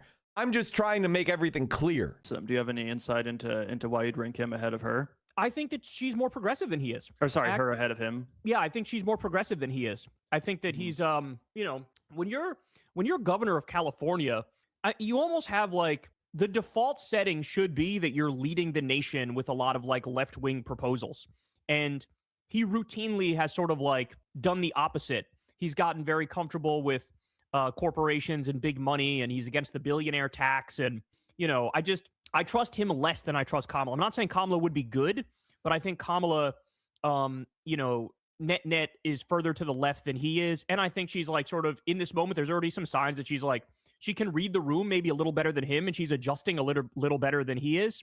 Whereas he's like, you know, doing podcasts with Ben Shapiro and saying Israel didn't do a genocide. She's out there saying like, we need to pack the Supreme Court.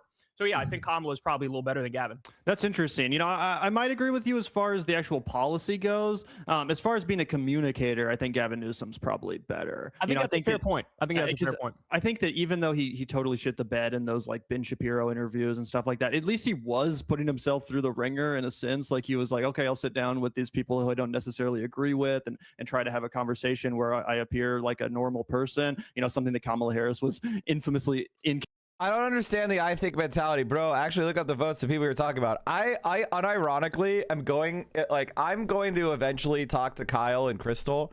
I'm going to give them the spreadsheets. And I'm going to say to them, the reason why I am such an AOC stan is not because I love every decision she's ever made. In fact, I'm one of her harshest critics when I think she's really fucking up. It's because I want you to understand she is so much better, it's not even close. It's really not even close. And she's not pivoting to the center, guys. She's out there endorsing people that are fighting, like Chris Rabb. She went into Philadelphia for Chris Rabb. Like, come on. She could be doing more, and I want her to do more. Like, come on. Capable of doing, specifically with, you know, Joe Rogan and the likes. You know, she really was not great at just like fielding tough questions. It's high time we cultivate organizing discipline in our spaces. Basic shit like camaraderie, solidarity, critical support, freedom of discussion, unity of action. I actually say that. That is such a goddamn. That's such a good point. That's such a good point. And coming off normal off the cuff. So, you know, I see what you're saying. I do think that, you know, maybe if Gavin Newsom had actually been the nominee against Trump in the most recent election, he might have won, whereas Kamala was just a uniquely unprepared candidate that didn't have any idea what the fuck she was doing. Obviously, part of that was Joe Biden's fault. But it's interesting that you put AOC and Ro Khanna, you know, tied for the #1 spot. I definitely see what you're saying there. And I've been really impressed with a lot of Ro Khanna's positions recently. He said that, I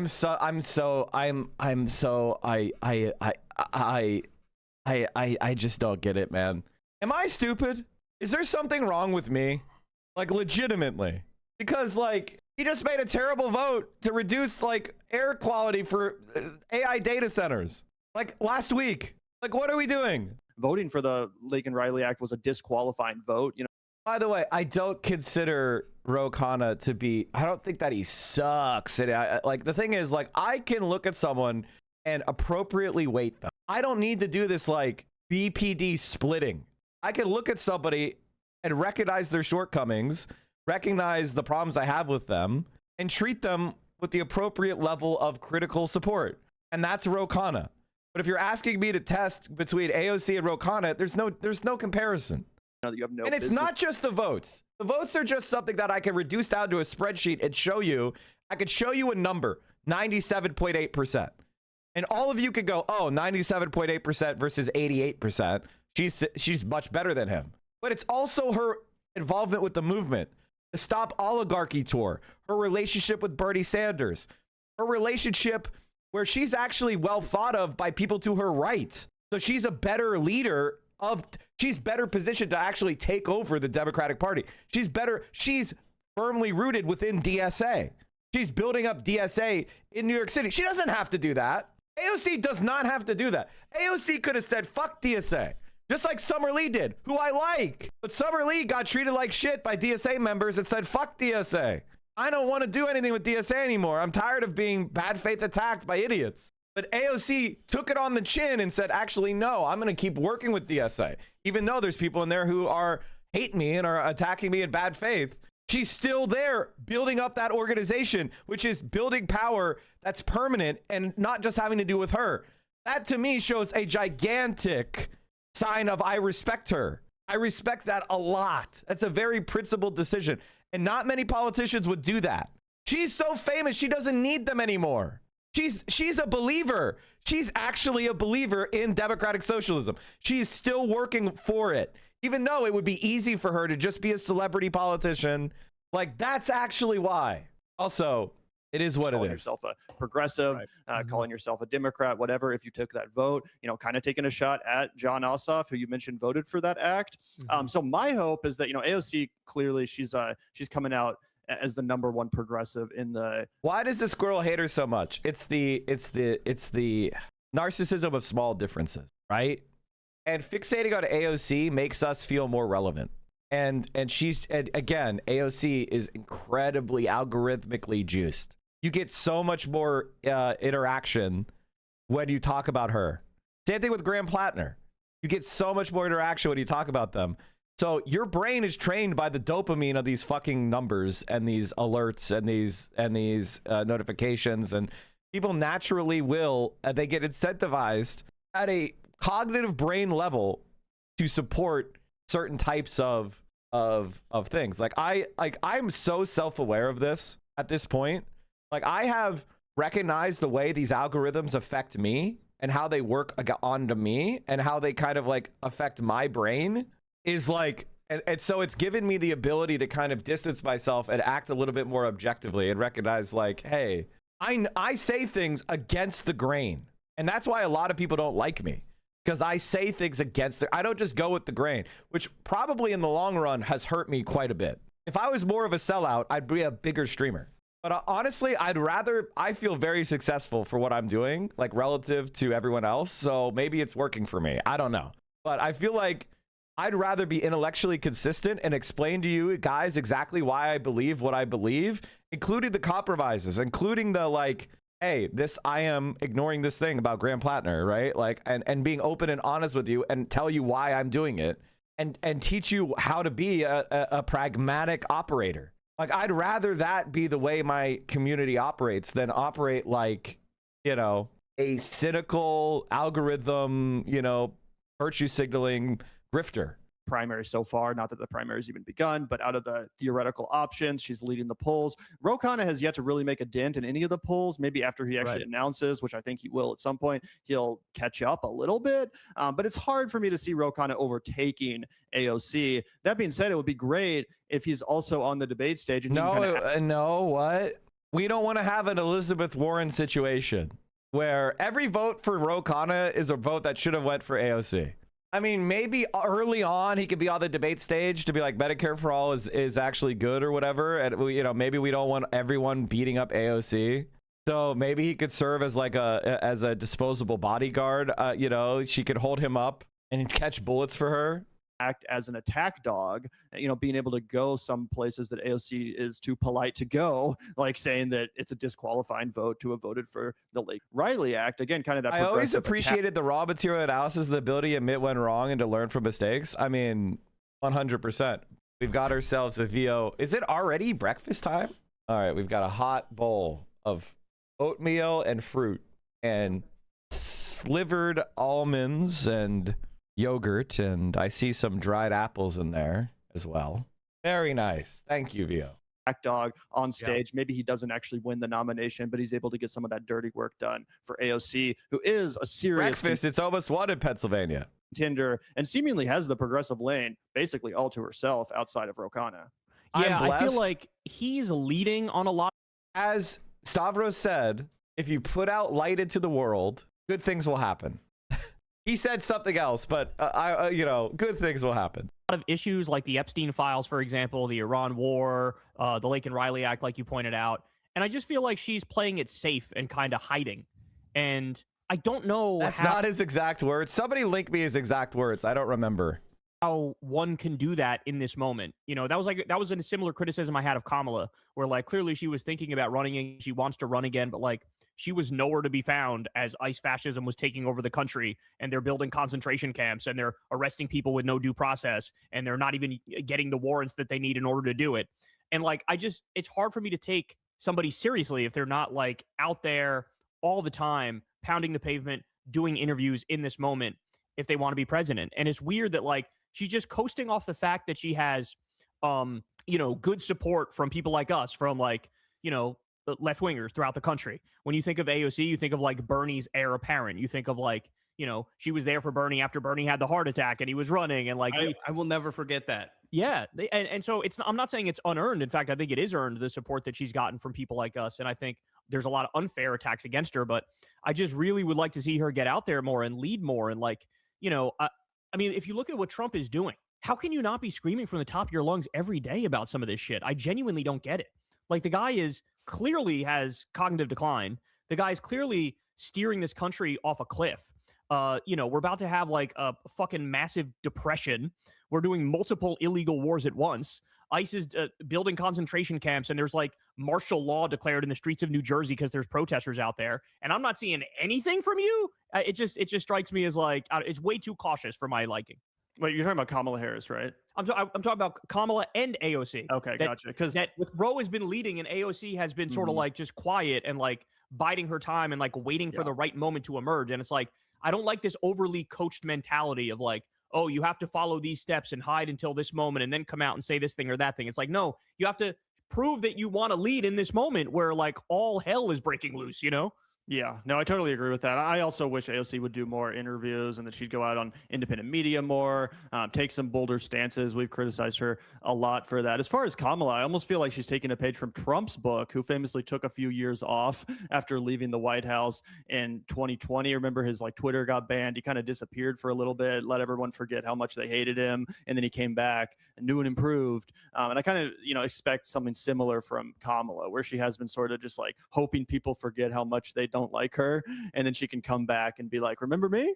Remember me? I seem pretty good now that you've endured fucking 4 years of fascism and authoritarianism. I bet you wish you'd voted for me. Like, I feel like that's kind of her play. I have no idea if it'll work, though, despite the fact that she's leading in a lot of the polls.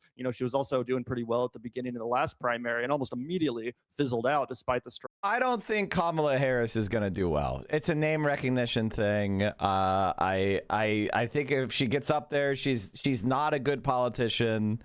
She's going to fall the fuck off. There's too many centrists. They're going to all fight her. Like, Gavin Newsom is going to be forced to go after her, and he's going to piss off people. AOC, unironically, AOC, I think the golden path exists. Maybe I'm being too optimistic.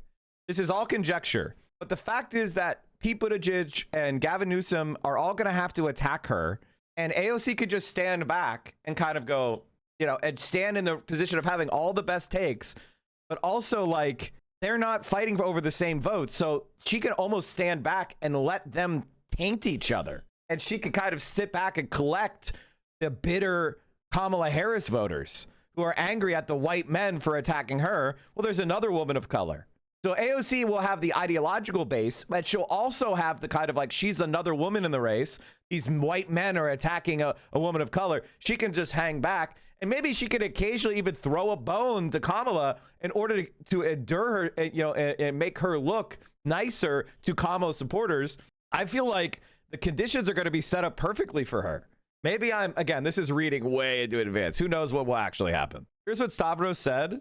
My God. Yeah, no. A fucking World of Warcraft guy? Yeah. People listening to that fucking guy can't take a fucking shower? Yeah. Guys, don't be like you. I'm telling you, I'm fat and ugly. You don't have to live like that.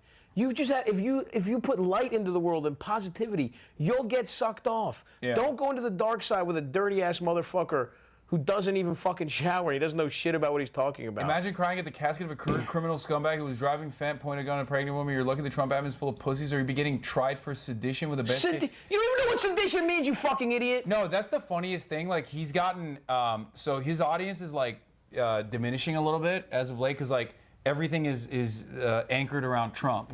So when Trump support, his audience is almost entirely European LARPers that really act as though they're MAGA. Oh my God. They're like gay little fucking dudes from the Netherlands who are like, yeah, we are MAGA. Oh man. We love that. Yeah, MAGA, yeah. Oh, it's so fucking true. All right. Overall, I think this is a pretty good place to call it, which is Kamala Harris, Pete Buttigieg. Boo, boo. I mean, I like Ro Khanna, so I don't want to give him an F, but we all know it's AOC or bust. It's okay. It's okay to say that. You know, like, it's okay to accept that. Which brings us to talking about yesterday. Everybody, if you're a Kyle Kulinski fan, hit that subscribe button. If you're not a Kyle Kulinski fan, hit that subscribe button. Everybody should hit the subscribe button. Now, apparently, chat, MS Now is on the California governor's race is still too close to call because Steyer heads in. The late vote, the election day votes, the late mail-in ballot votes are overwhelmingly Steyer. In the most recent San Francisco drop, Steyer was up 18 over Becerra. He needs to be up 14 to slip into second place. Oh my God, it might be happening. Ground in California with Jillian Frankel covering the governor's race. Our Nnamdi Ogunwu tracking the mayoral results. Also with us, Larry Sabato, the director of the University of Virginia's Center for Politics, known for Sabato's crystal ball, and senior data editor and columnist at CT Insider, Philip Bump.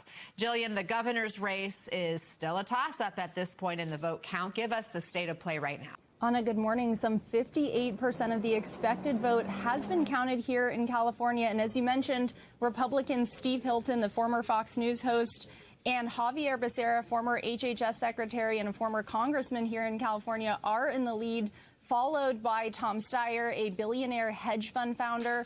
We heard these candidates address their supporters last night, sounding optimistic and laying out some of the most important issues at stake in this race, things like housing affordability, cost of living concerns, homelessness. I want you to hear from these candidates directly about those. Take a listen. We've been fighting because we're not going to let somebody turn back our clock. We are not going to do that. We are going to launch a building revolution in California. In America's wealthiest nation state, no excuse is acceptable for allowing people to live unsafely on our streets. Young people who don't see their future in California anymore, who think that they have to move to another state to have that dream of owning their own home that we used to offer better than anywhere else in the world. The gap between the rich and the poor grows wider by the minute. Prices are higher than ever. Faith in government's ability to do anything is lower than ever. Anna, the results are certainly not set in stone yet. Given the volume of mail-in ballots across California and the number of candidates in this race, some 61 names on that ballot, we're still waiting for thousands of results to come in from major counties across the state, places like Sacramento, San Francisco, and right here in Los Angeles County. Election officials across the state have 30 days to count these ballots. Anna? Nnamdi, the Steyer heads! Steyer heads in! Steyer heads in! Okay, I'm gonna just put in the so it's New Jersey, New Mexico, oh my God, New Jersey, New Mexico, Montana, and Iowa. Steyer late surge. Unironically, he might pull it off. The Steyer heads are in. Why would you vote? Why would you vote for a guy that calls his constituents bruv? Who won in Montana? The AOC endorsed candidate. We'll talk about him in a minute. It looks like AOC had a pretty good night last night. Her candidates did really well. For that LA mayor's incumbent Democrat Karen Bass just got a little of her mess. But former reality TV villain Spencer Pratt isn't far behind. Where exactly do things stand for that second runoff slot? You know, that's exactly right, Anna. We know with about 60% of the vote counted, Karen Bass will be advancing. Depending on who you ask, it's either a good sign or bad. Good because, yes, she garnered the most votes in that primary contest, but bad because she's going to be the first incumbent mayor to face a runoff in more than 2 decades. You know, she struggled, and that's a sign of some of the struggles she's faced in her first term, struggles that have allowed Spencer Pratt to go from long shot candidate to now real viable contender. And if things hold, he could emerge as advance to that runoff this fall. But, you know, that call hasn't been made quite yet because we're still waiting for about 40% of vote totals to be counted. There is a chance that Nithya Raman, a progressive running to the left of Bass, could benefit from some of those remaining votes and possibly close that gap with Spencer Pratt. But as things stand, it is Bass and Pratt who are currently in the lead, and both made comments at their election night watch parties gesturing towards a runoff matchup between the two. Bass did so by leaning into her experience. Take a listen. We've been fighting because we're not going to let somebody turn back our clock. We are not going to do that. We are going to continue moving our city forward because this is the greatest city in the world. I appreciate you for believing in me. I appreciate standing with me when others doubted because you know who I am. I have devoted my entire life to serving the city that I love, where I was born, and I'm going to continue to do that all the way to victory in November. And again, Anna, despite the fact that that second runoff spot has not been called yet, Pratt already teasing more debates with Mayor Bass and saying he's excited at the prospect to take her on. Nnamdi Agwanwu, Jillian Frankel, thank you both. As they point out, could still be days, even weeks before we have the final results. So we just heard from Mayor Bass. Spencer Pratt also sounding very confident last. Let's take a listen to his message. Obviously, God wanted 5 more months of me exposing all the failures of our mayor. So it's going to be a fun ride. I hope she's ready. Are you ready? I mean, I was born for this, clearly. We can do debates every Friday if she would like. My opponents, it's very clear, are all pathological liars. They lie on all their statistics. They lie on the reality of the city. I will be taking on my opponents with facts and the truth. And the voters are going to, I don't need to. God damn, is he greasy. God damn, is he shiny. Like, look at my skin. I have a light shining directly on my face. Look at this fucking guy. Jesus. It's like he just applied Vaseline. Convince liars to stop lying. Larry, LA, a deep blue city. Democratic mayor fighting for her political life. California, Democratic stronghold. But a Trump pick with a real shot at advancing in the runoff for governor. What does all of this tell you about? Do you think a progressive can take down voter priorities and voter pretty enthusiasm? Unlikely, I would say. Now? But well, it tells me the numbers aren't in. You know, everybody else has an election day. California has an election month. And the remaining votes tend to be more Democratic. At least that has been true in the past. So I'm not sure Hilton will even maintain his first position. He's very likely the second place winner. As far as Pratt's concerned, I think he's far enough ahead so that he will maintain that second position. Look, normally you would say Bass would win easily simply because of the party balance in LA. But she's had a very difficult, and she is not terribly popular despite the vote yesterday. So, you know, Pratt has a shot. I wouldn't call. I think it's probably a little bit too early to say that he's even going to make it. It a great chance, but he has a shot to win. Philip, one other note. If I were in charge of what we should be doing in DSA, I would be saying we should be going all in on a structural voting reform ballot initiative. We need to get rid of these jungle primaries. We should have ranked choice voting, primary elections. It's good to have a Republican. It's actually a good thing. Like, the reason why they like these jungle primaries is because it allows Republicans to vote for machine Democrats in the general election, which keeps them from losing to reformers. They should be defeated in their primary and they should go away. But it creates this kind of like corporate amalgam, which has a stranglehold in California and is very bad at governing. Notable mention in California, Tom Steyer's campaign for governor was almost completely self-funded. He spent $200 million on campaign ads, according to the AP, more than all of the other candidates and PACs combined. Is there a broader lesson here about money in politics if he fails to make the runoff or if he does advance?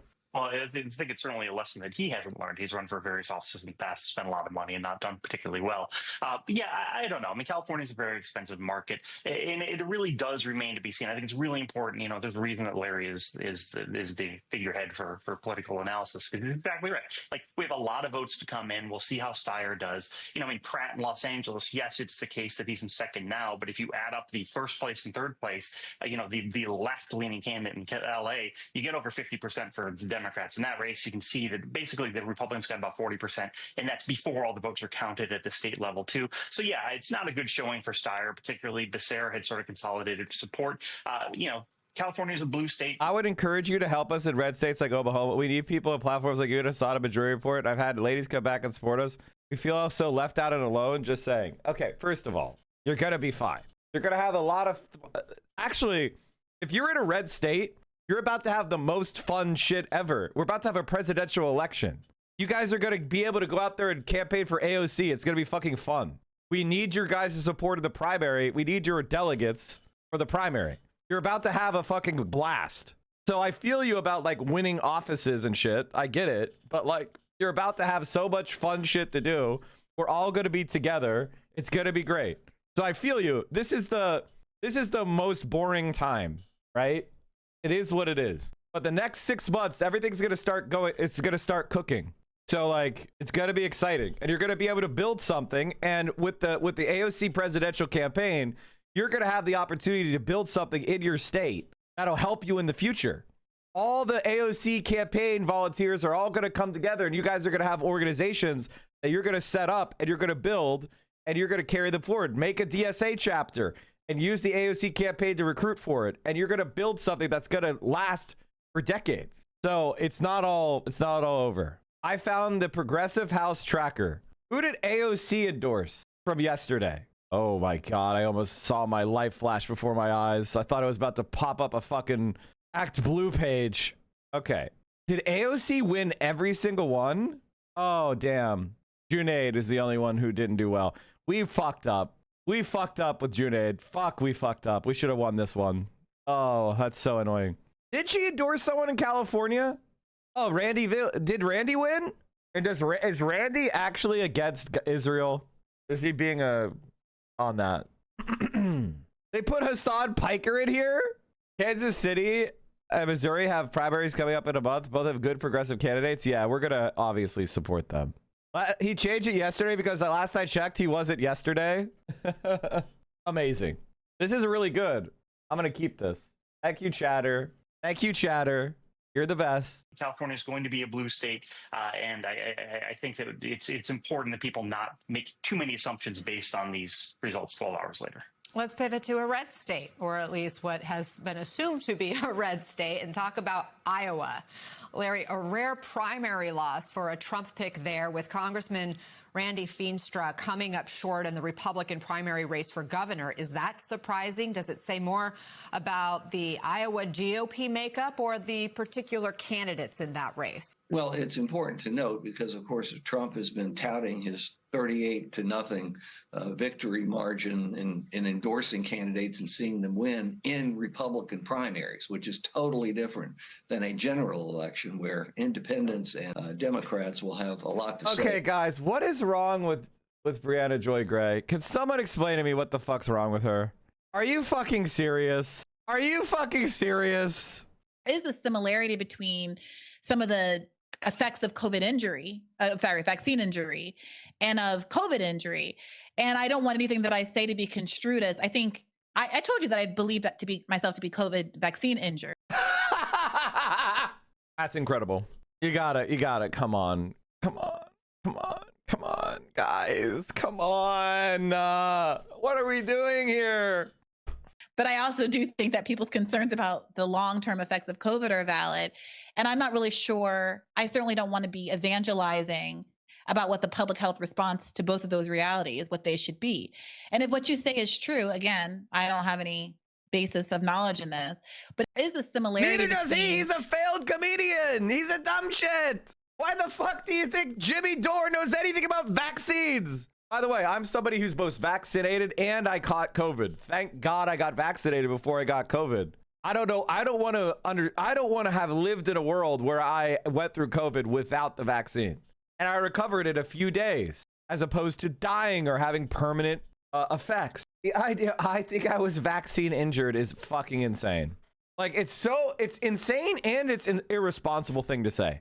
If you have a diagnosis of an acute injury from the vaccine and you want to share your medical records with us, that would be one thing. But to just throw that out there is so fucking irresponsible. It's so disgusting. I don't like, what the hell are you talking about? Only losers get COVID? Blame French people. I was flying to Austria to see VO, and I had a layover in Paris, and I tried to check my bags, right? And go into the, like, behind security, but I was 4 hours and 50 minutes early.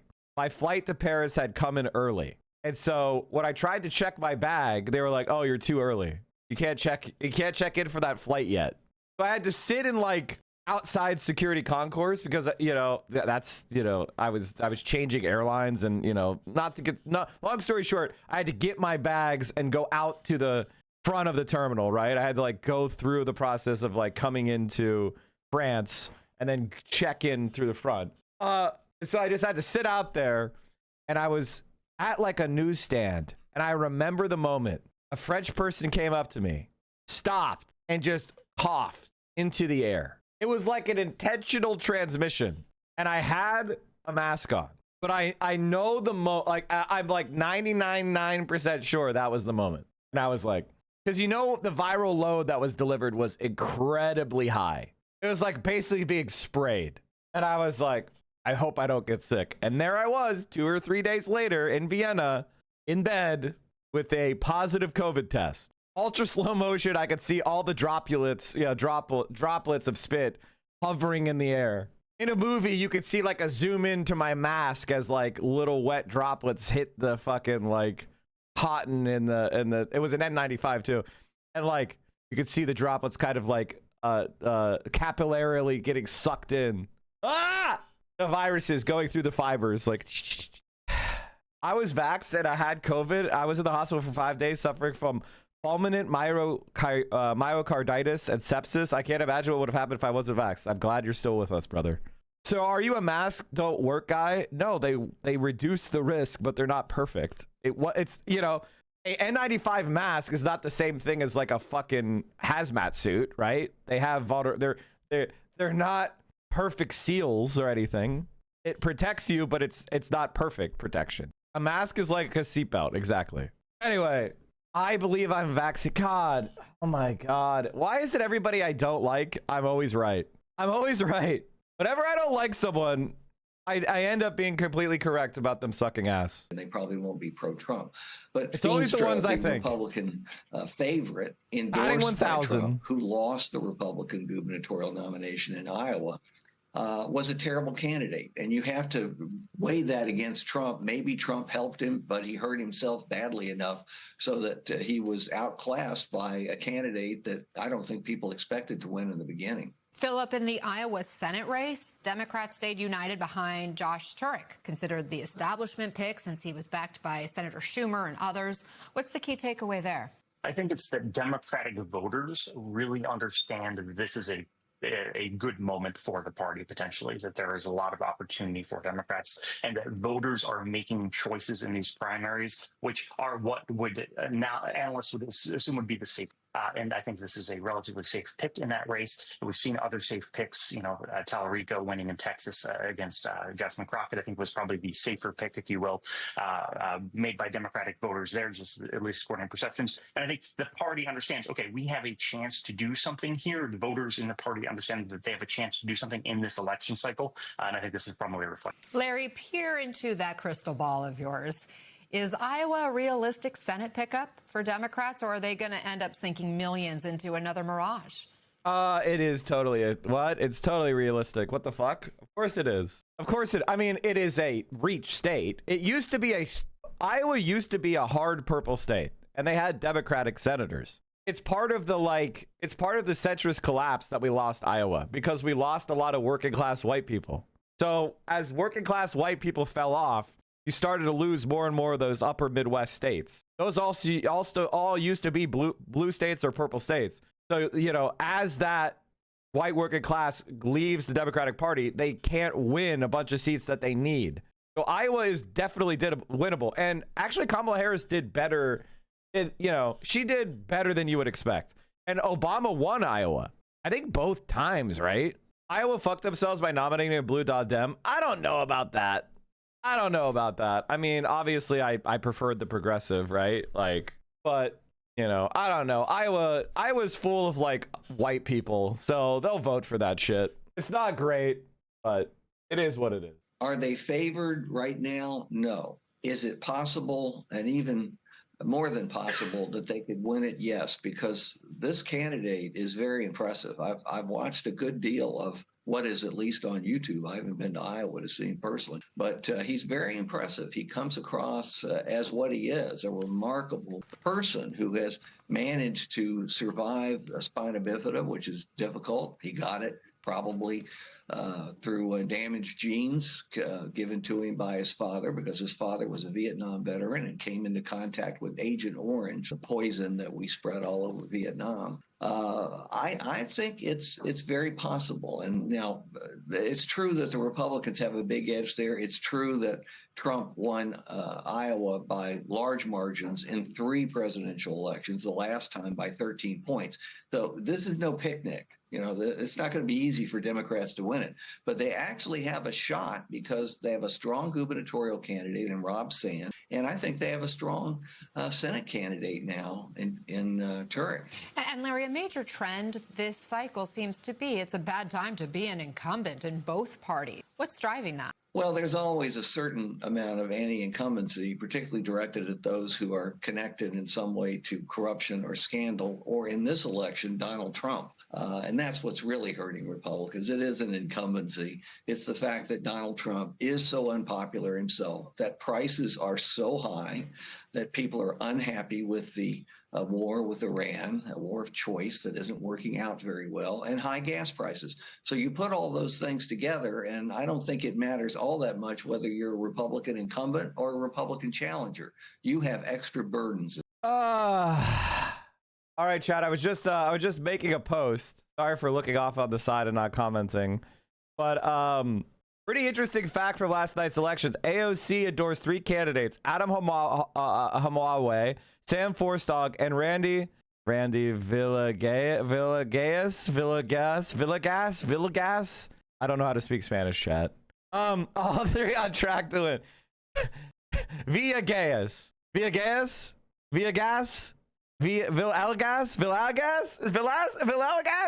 Come on, Mike. Sorry. You should be actually ashamed. So true. I actually need to learn Spanish. I learned German, and you know, in Pennsylvania that flies, but not out west. You know, I gotta learn some Spanish. You know, how not surprising. I know people that literally speak German, like in America. Like in the part of Pennsylvania that I went to high school, people speak German. Like part of a large percentage of people speak German. It's dying out, but so German is like more of a thing. I will make you guys, all German speakers, it's time for you to suffer. All German speakers, you need to listen to Americans' dialect of German. Doug speaks Pennsylvania Dutch, which is a German dialect that's spoken by over 300,000 people here in the US and Canada. And today he's testing me to see if I, as a speaker of regular standard German, can understand him. Texas German still exists? I'm surprised. Influences of Pennsylvania. Es Hingel. One of those people was Doug Maidenford. Hallo liebe Leute in Nepal, es ist wieder der Doug aus Pennsylvania und ich habe ein pennsylvanisch Deutschwort für euch. Es Hingelhaus. The thing is, I have no clue. Maybe he's like outdoor toilet? Nope, that was not it. Not even close. But Doug saw that video and you can learn Spanish pronunciation in one day. I really need to do that. We have a German fest in our small town every month. Yeah, because I think German is the largest ethnic group in Pennsylvania. Yeah. It's German, Irish, Italian, and then English. That was in 2000. So that's probably roughly where it is. Mike, we got a lot hot off the press. Dude, Geo. Oh god damn it! How long is it? An hour and 28 minutes? How are they getting longer? How the fuck are they getting longer? We have fucking feature-length films now. What are we doing? All right, let's get more results for the elections last night. The latest projections show Republican Steve Hilton and Democrat Javier Becerra at the head of the pack, billionaire Tom Steyer in third. Joining me now to break all this down, CNN chief data analyst Harry Enton. So, Harry, tell me, this was such a crowded race. How far ahead when we say that Steve Hilton and Javier Becerra are? Yeah, I mean, look, here are a couple of key nuggets that I think are so important to keep in mind. Okay, let's just talk about where the race is right now. You got Steve Hilton, he's at 27.7% of the vote. So he's not even at 30%, he's leading the pack. You got Javier Becerra at 25.4%, and then you got Tom Steyer at 19.6%. Now, a couple of key nuggets I want you to keep in mind. Number one, take a look at this number, and if you can't see it, I'll read it to you. 56% of the estimated vote is in. That's just an estimate, but that means that upwards of 44% of the vote is still remaining to be counted. And historically speaking, and based upon the trends that we've seen with the ballot delivery so far, the later ballots that get counted tend to be more Democratic. So the question is, can Steyer rise as those late ballots get in? Can Hilton hold on to his position? Can Becerra hold on to his position? My guess is Becerra can. If there is one trend we've generally seen in the years is the Republicans tend to fall as we get more of the votes in from California, and the Democrats tend to rise. And I think that was part of the reason why Steve Hilton was saying in that clip that you played, hey, can I keep that position over Tom Steyer remaining in third place? There was so much talk about this so-called jungle primary. Do you have any sense about turnout?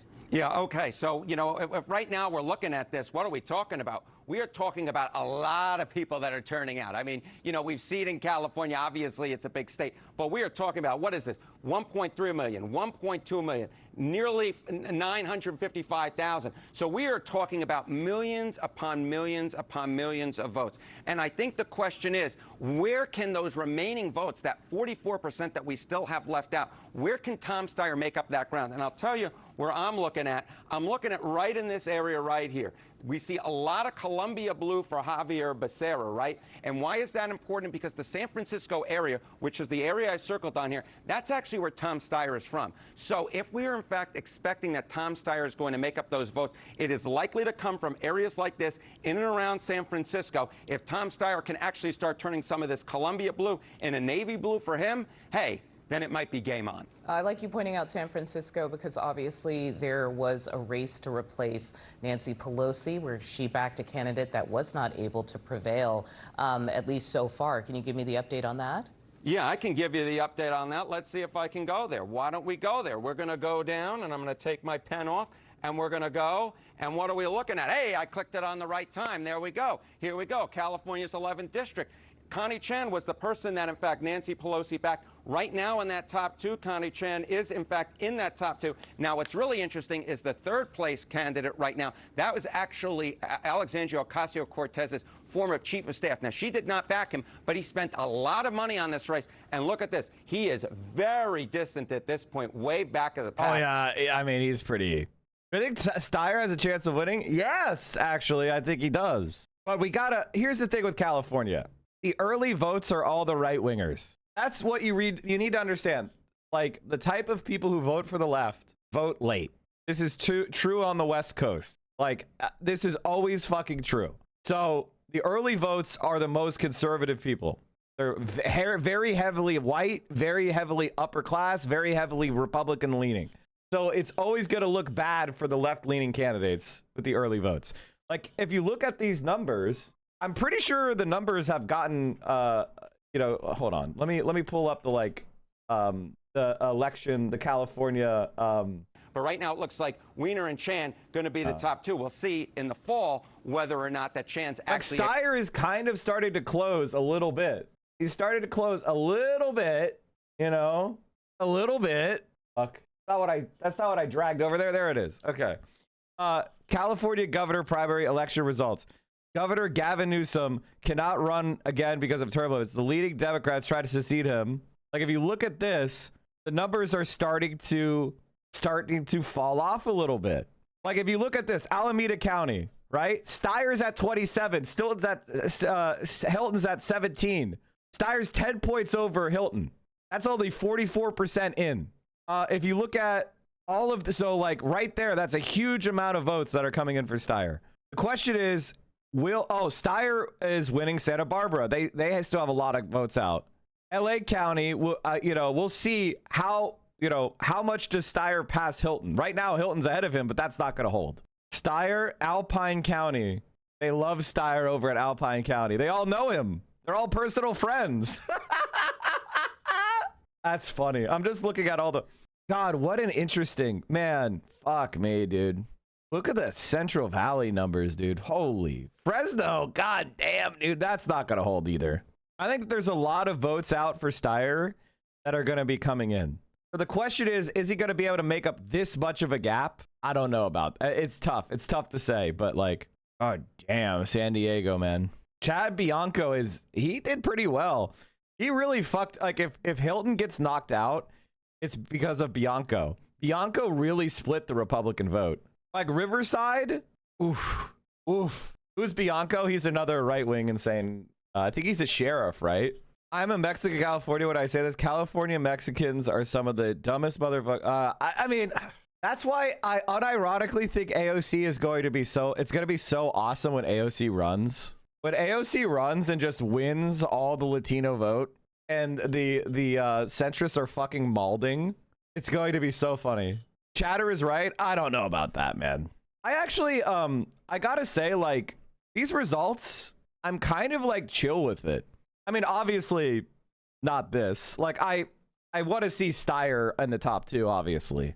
The reason why I want Steyer in the top two is I feel like he'll try to align himself with a bunch of like left-wing candidates and he'll throw a bunch of money into like a joint campaign.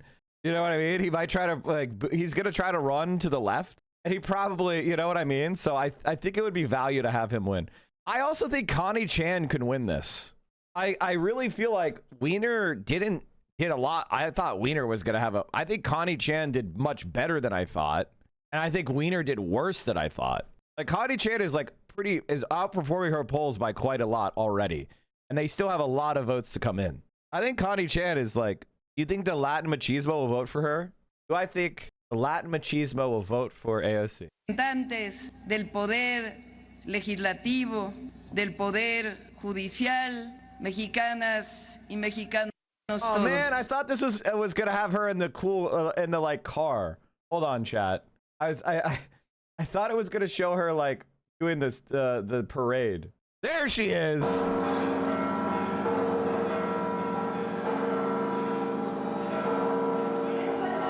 I wanted. She did the like shout. There it is.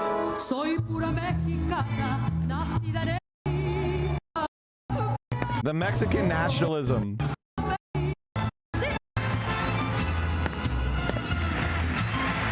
the hell is it? Did she do it at the end? I don't remember.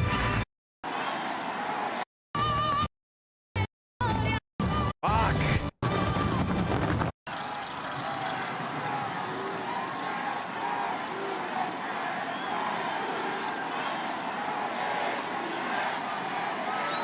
Anyway, all I'm saying is, if a Mexican woman who's Jewish could be the most popular elected politician in the world, I think we're going to be okay. Mexicanos, viva la independencia. Viva las mujeres indígenas.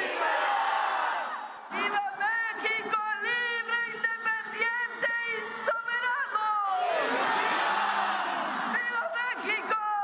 Viva México. Viva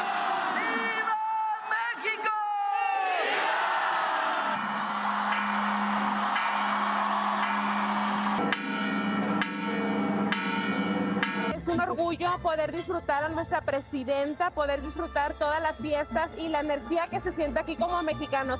Vivir la experiencia como mexicana y qué mejor en la Ciudad de México, no tengo palabras. Solo llevar la bandera, no solo llevar las canciones, es muy importante también reconocer nuestra historia y eso es lo que para mí es ser importante de ser mexicana. It's great. I'm a big Claudia simp, obviously.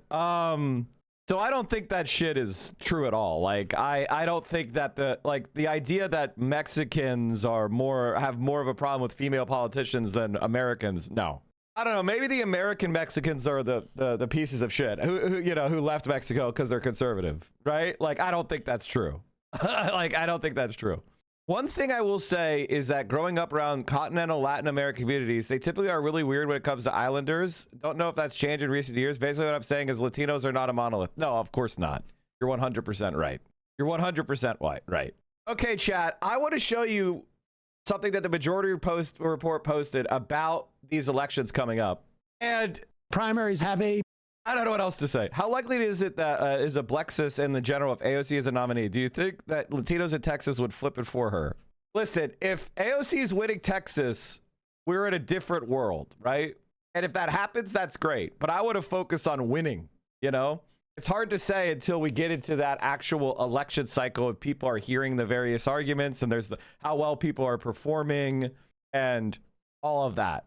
And so the material conditions are really going to let us set the stage. The reason why Donald Trump was able to make inroads with Latin Americans is because Joe Biden fucked the country with horrible inflation and then did nothing to bring down costs because he worships the market. Particular residents. Mexico has a big femicide issue. Yeah, yes, it does. You're right.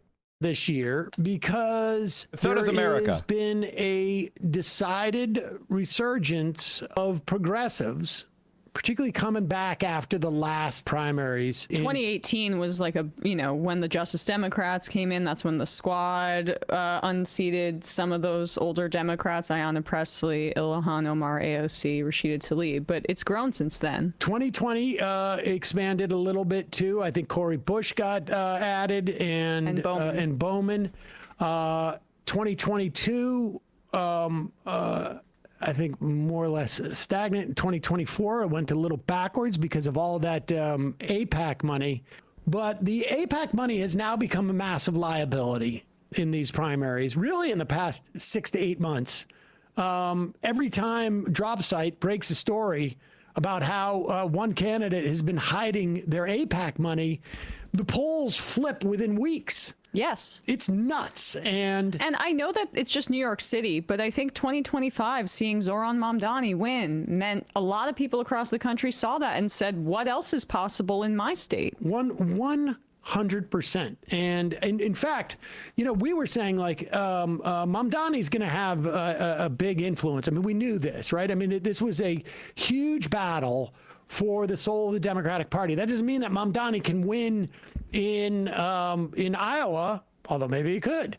But it doesn't mean that. But we were saying stuff like, you go from New York City, you go up to Maine, you go across the country, and more we are seeing this happen.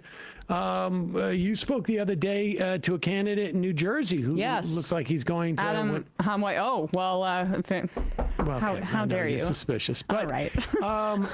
But we're seeing this across the board. We saw it with Mieja. We saw it with candidates. We're going to see it in Maine next week, I think. But there is massive pushback. We have heard from DeRosa, the Cuomo aide who was on TV last week saying, I wouldn't cry if Susan Collins was senator. Of course, she was one of the midwives of the IDC in this state.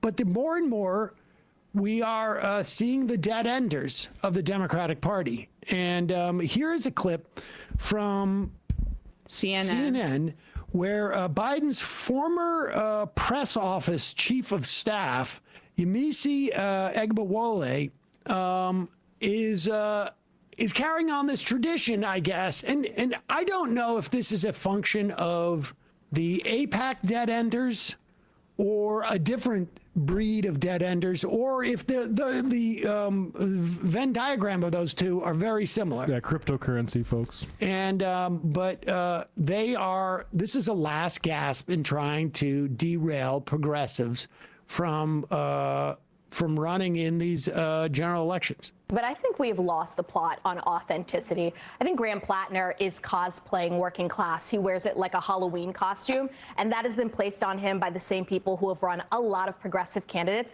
across the nation. In this pursuit of getting to know the everyman, we keep picking these people who I think show the worst parts of society.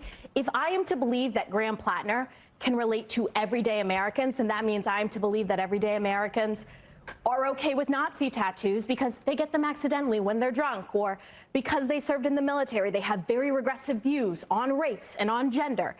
I just cannot accept the fact that to gain the working class, we have to dress up people who show the lowest of our values. You're projecting. Okay, these are the type of people that you're aligning with when you're going after Graham Plattner. Actual genocide, the people that committed the genocide. And like, you need to reckon with that, because if you help her get her way, you are helping defend Biden. You're defending the people that committed the genocide. You are protecting them from accountability. That's what you're actually doing. No matter what you say in your head you're doing, that's the consequences of what you're doing. And I feel like most of us, maybe my philosophy, you should peep FD's latest video. I think I watched it already. Let's just say it didn't make any sense to me. It didn't make any sense to me. It didn't make any sense to me. I don't think the people that were going after him and calling him a Zionist were Graham Plattner supporters. You know, she's not a black Republican. She's a Democrat. I mean, honestly, there's nothing about his platform there, and that's why he's resonating, not because he wears a flannel shirt. I mean, this is how she thinks about voters. No, his platform, the fact that he doesn't take AIPAC money, the fact that he's running on Medicare for all, the fact that he wants to tax billionaires. That's what's operational here, not the cut of his jib and the way his voice sounds. It helps, but it's such a cynical way to view voters, and it should not shock you that she's a Democratic consultant. I was looking this up before the show. She has her own consulting firm, and it's called Podium Strategies. And she is on air, and this should be a disclosure. If you're a Democratic consultant and you're talking about a campaign like Plattner or Abdul al-Sayed's, it should be said that your whole your pocketbook is under threat with campaigns like this. The success of campaigns that are reliant on canvassing and door knocking and in-person voter outreach is a direct threat to her pocketbook, because consultant firms, which Democratic consultants, they make their cash off commission on large-scale TV ad buys and digital media ad buys and these mailer campaigns that are not a part of the strategy of the more grassroots people power funded campaigns. So she's financially incentivized to say this on air. It's also fascinating. We'll get into this maybe later in the program a little bit, but the whole cosplaying working class person, there isn't a single person in the Senate who I think maybe there's like 3 or 4 who are not millionaires. Right, exactly. Like, you know, he could be cosplaying just sort of like, you know, a middle class person. like what, the idea that he sold his Gucci suits to then like, I'm going down to get the flannel at the, I mean, come on. And but we should also say this woman, and maybe it's not indicative, she attended Liberty University, which is Liberty University? You can't be serious. Is the Jerry Falwell, like the you know, there are some people who argue that when Jimmy Carter was talking about pulling tax exempt status from universities that wouldn't integrate, that was the beginning of the sort of like anti-abortion movement, because that became much more palatable. So I don't know. Maybe Yamisi has a better sense of what the average person wants, coming from a fundamentalist university that only recently allowed black people to walk with white people at their college. But be that as it may, understand it's not just that Plattner had a tattoo. Other people also have problems. So Liberty University was set up as a far-right university from the Southern evangelical preacher Jerry Falwell, who was basically a segregationist. That's why it's called Liberty, because they wanted to have their own universities where they had the liberty to be racist. I'm misspelling university. Okay, let's get the Wikipedia on this fucking thing. They don't even have it. What is Wikipedia not like getting a result anymore? Oh my God. The school was founded as Lynchburg Baptist College by televangelist Jerry Falwell. The school changed its name to Liberty Baptist in 1976. Officials said the change aimed to distance the school from the name Lynchburg, which is often mistakenly associated with lynching. Liberty University named its School of Government for Jesse Helms, a notorious segregationist racist. The Center for Creation Studies aims to study the origin of the universe, the earth, life, and diversification of species, equipping students to care for their faith in the creation account of Genesis using science, reason, and the scriptures. Young Earth creationism asserts that Earth was created by supernatural acts of God 6,000 to 10,000 years ago. Creation Hall on the second floor of the Center for Natural Sciences is dedicated to promoting young Earth creation. Displays include replicas claimed to be of post-flood humans and fossils allegedly buried during Noah's flood. This is where she went to college. Bruh. You gotta be fucking kidding me here. Speaking of that, chat, I just realized something. We are 4 hours into the stream and I forgot to chill. Baby, we are fucking winning. We are absolutely fucking winning. If you enjoy the content, please consider supporting it by subscribing. Tier 1, Tier 2, Tier 3 sub. I didn't even give you guys the good vibes yet. I've been holding back on the good vibes. The ultimate win. Holy shit, Ham and Fist, thank you for supporting the stream. You're a real one. We have, ladies and gentlemen, the most important race of the entire day. Adam Hamawe has won. A medical doctor who served in Gaza and refused to leave the hospital even as Israeli forces bombed it. An unalloyed saint. And he won an absolute motherfucking landslide. We are fucking winning. Here's Kyle Kalinske. Adam Hawawe, who has officially won the Democratic primary, is now the second congressional candidate Hassan Piker has helped win during this primary cycle after pushing his audience to organize and rally for him. Here he is in an actual ad. You don't have to be here, but you are here. You're not waiting for things to happen to you. You are making things happen for us. New Jersey. They're afraid. I said Hamawe. I said Hamawe. I said Hamawe. Why are you correcting me? I got it right. Why are you booing? I'm right. Of democracy. But now, with this new slate of insurgent candidates, with the likes of Harry N freaked him out. Link. Dr. H, you now have an opportunity to vote for something rather than against. Repeat after me. Patient before profit. We need a leader who's going to say no. Helping humanity is not a crime, but bombing Gaza and bombing Iran and bombing Lebanon is a crime. You know you're on the right side of history when they're coming at you. That's just what winning looks not like. Hamawe. Okay, sorry, Hamawi. I'm sorry. We have a job to do. We have a mission to complete. We need to make sure that this seat stays with the people. Let's go do it. Let's win this race. Thank you very much. And ladies and gentlemen, this is literally our community. That is who's winning this race. It is literally our community. Uh-oh, Twitch is breaking. Twitch is breaking. Okay, never mind. It fixed itself. It is our community that did this. You can see Chris Robb, fresh off his victory in Philadelphia. He goes across the Delaware. He goes to New Jersey. Hassan Piker, you can literally see this is our win. This is our second win in only a few weeks. We're going to have more wins. More and more is coming. Endorsed by Birdie and AOC. Well, yeah, of course. But in his final ad, yourselves, you don't in have his final ad, minutes away from polls closing, it was the fucking cartwheel. Speaking for her, Philly DSA folks had folks at the New Jersey rally offering support with logistics. Hell fucking yeah. Will you be moving back to the East Coast, aka the best coast? I mean, so when you support this community, by the way, chat, we have a hype train going on. Ladies and gentlemen, the top sub gifter and the top bit donor get the hype train conductor badge next to their name for as little as 501 subs and only 21 gifted subs.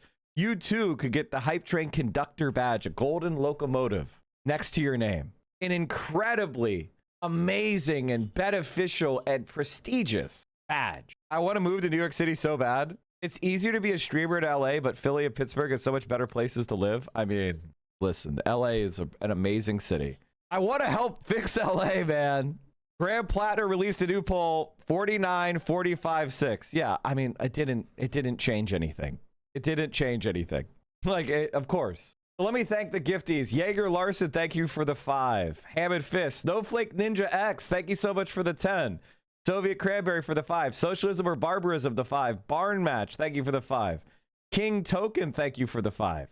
Why is Jimmy Bore on screen? Because that was just a very embarrassing I was vaccine injured post. His Susan Collins has historically outperformed polls by 14 points. That's not true. If you actually look at the Sarah Gideon race, 5 seconds left on the hype train, chat. Get in there. I was vaccine injured when they put the needle in. It hurt. Owie. Yeah, exactly. Be radical. Thank you for the 5 right after the hype train ended. I appreciate you. Chat, we're only 15 subs away from 6,400. We have a huge opportunity. Her fling with McCain when she first became a senator was an open secret on the Hill. I mean, I don't have any direct knowledge of that, chat. I can't assert it as a fact, but it sounds right to me. Hassan was saying the West Coast suffers compared to East Coast because of car-centric infrastructure, and I completely agree. I mean, all American cities have it, but Pittsburgh and Philly are very dense cities built around trolleys and horse and buggy and walking. And they've remained relatively dense. You know, New York is built around the subway. And if you want to have a walkable neighborhood, there's a ton of walkable neighborhoods in Philadelphia and Pittsburgh, and they're much more affordable. And the cities are not bad, especially, both of them are great. I think Philly is a very short train ride from New York City as well. My small city in the Lehigh Valley is walkable. Yeah, Bethlehem and Allentown are incredibly old. I think Bethlehem was founded in 1601 or some shit. When was Bethlehem founded? Okay, 1741 apparently. What about Allentown? I'm pretty sure that's not right. I feel like that's late. Maybe it was the first settlers started arriving in the 1600s or whatever. Newest climate town, where are America's trains? I mean, yeah, they got destroyed. What do you think about Polis running against Jake Auchincloss? I would love to help that. I would love to go after Jake Auchincloss. That guy fucking sucks. I hate that guy. And Hamawi did particularly well with the election day voting. Adam, there's also an opportunity we could dialogue with the audience is being interrupted. Oh my gosh! I missed the moment. And NBC News Decision Desk has declared that in New Jersey's 12th congressional district, Democrat Adam Hamawi has won his party's primary. This is the race to succeed the retiring Democrat Bonnie Watson Coleman. Hamawi will advance to the general election where we lost the... I'll see if I can get it back for you. Well, this is a district that Kamala Harris carried by 23 points in 2024. So you would classify this as a safe Democratic seat in the general election. Hamawi will advance to that general election. As we said, he just ultimately here, there's a breadth to his support. These other candidates had very clear, pronounced, sharp geographic limits to their support. Hamawi's support spread out really across this district, with that one exception there of Plainfield, where the mayor really kind of flexed his muscle. And Hamawi did particularly well with the election day vote. Again, this is a candidate who was backed by the most money, had the most outside support of anybody in this race. A big, new, pro-Palestine super PAC came in on his behalf. There's been some controversy around Hamawi that has made national. This is why there's controversy around him. I've spent my entire life working with my hands. I'm Dr. Adam Hamawi, and I'm a surgeon. My family came to the United States for a shot at a better life. New Jersey shaped these hands. I went to elementary school in our district, grew up in Old Bridge, Rutgers, New Brunswick for college, medical school in Newark, and MBA in Camden. I joined the National Guard to give back. On September 11th, my hands treated the wounded and the first responders in New York. These hands worked in Iraq, in Baghdad with the U.S. Army, treating American soldiers, Allied troops, civilians. Years later, these same hands worked in Gaza. I treated children pulled from rubble, people who survived the bombings only to face weeks of wounds, infections, and reconstruction. This is the part most people never see, after the headlines. Someone has to put bodies back together, by hand. I've done that work in Central America, Africa, Eastern Europe, and the Middle East. And I do it here in New Jersey. What I see every day is this. Hospitals can't staff emergency rooms. Doctors are blocked by insurance companies and bureaucracy. We're told we can't afford health care, and yet there's always money for bombs. I know the cost of war and occupation far too well. For years, I went to Washington to tell my representatives what I saw. Now, I'm stepping up to do what I can to fix it. My name is Adam Hamawi. Politics was never my plan, but I've lived these struggles hands-on. So I'm running for Congress to fight for health care, for our veterans, for all of us here at home, and to put humanity first. I've gotten my hands dirty my whole life. Now, I'm ready to do it again. Now, there are people that will tell you that the fact that he was a surgeon in Gaza is less important than the fact that they make videos in Argentina, right? Like they want you to hate this guy, and they're doing it so they can make money off of you. That's what the Cavernacles and the Bad Empanadas are trying to do. They're trying to turn our political struggles and life and death into a scam for their own gain. And it's an embarrassment. And you shouldn't tolerate it, quite frankly. And he's won. And he worked and he ran side by side with AOC, side by side with Hassan Piker and Chris Rabb, all the people that we've been working together to change American policy on Gaza, which is what will stop the genocide, by working with the ICC to prosecute the war criminals, fund UNRWA, and pull back American support, military, diplomatic, and financial for the Israeli settler colonial state. In 2024 and 2025, I went on a medical mission to Gaza. While bombs were falling, I treated patients. In 3 weeks, I treated more children than I have in all other war zones combined. We did not have basic medical supplies. What I witnessed was a genocide, paid for with American tax dollars and propped up by our foreign policy. He physically put himself in Gaza, in danger, at hospitals that were being attacked. Can you imagine making videos hating this guy? The fucking shame. How could you tolerate people like this? How can you tolerate saying, oh, I hate all U.S. veterans I'm better than them because I made a YouTube video? It's fucking insane. Every year we spend billions of dollars on bombing civilians in other countries instead of supporting children and families here at home. Some people would call that America First anti-Zionism. I would call that good public policy. I am running for Congress to raise this question of our priorities in the richest country in the history of the world. We should be paying for healthcare, not bombs. As your congressman, I will fight for an end to war. I served in Iraq. The so-called war on terror was a failure. The regime change wars are a failure. War serves no one, especially for cowardly leaders and corrupt interests. Some people would have you constructively support Susan Collins, the one of the architects of the Iraq war. They would rather her stay in power than admit a veteran can change. Isn't that fucking crazy? Significantly cutting the $1 trillion Pentagon budget. The Pentagon continuously fails audits while the defense industry goes richer and richer, and our tax dollars are used to fuel conflict abroad. It's time to slash the bloated Pentagon budget and reprioritize what Congress spends our money on. It's time to focus on healthcare, not bombs. Reclaiming congressional authority over war powers. Congress has not declared a war since World War II and has not authorized use of military force since 2002. Somehow, we are still always at war. The president does not have the authority of the Constitution, and it's time for Congress to reclaim its power. Congress cannot give a blank check to Donald Trump as he launches conflicts and risks the lives of our service members and civilian populations around the globe. Rigorous enforcement of Leahy laws and arms embargoes on countries that violate human rights. We should not be funding foreign militaries or making arms sales to countries committing gross human rights violations. I support cutting off military aid to these countries, including Israel. Justice for Palestinians and an end to an apartheid in Israel. On medical missions to Gaza, I witnessed genocide. On medical missions to the West Bank, I witnessed apartheid. I will fight for justice and equal rights for Palestinians, including support for the Palestinian right of return under international law. Standing up for human rights and against atrocities everywhere. We cannot be the world's judge, jury, and executioner. We should instead fight for human rights, civil rights, and freedom of speech. We must always stand against religious persecution, ethnic cleansing, genocide, and discrimination against minority populations everywhere.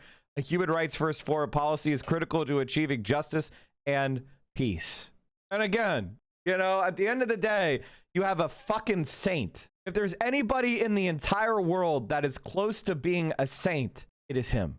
And I think we need to have the online left actually start being useful for a fucking change. It's great that I get to make streams and YouTube videos and make a living. That's awesome. And I want to thank you guys for supporting me. But I have an obligation to turn this energy and this community that I have and put it to work for real fucking change. Wait, did Cavernacle make a video on him too? No, that would require unknowing anything about politics. He only talks about Graham Plattner because there's a lot of algorithmic push. He doesn't really give a shit about being consistent or investigating anything in American politics. It's just riding off the algorithm because Graham Plattner is, popular among a certain type of, political channel. Not like based on some sort of fucking principle or anything.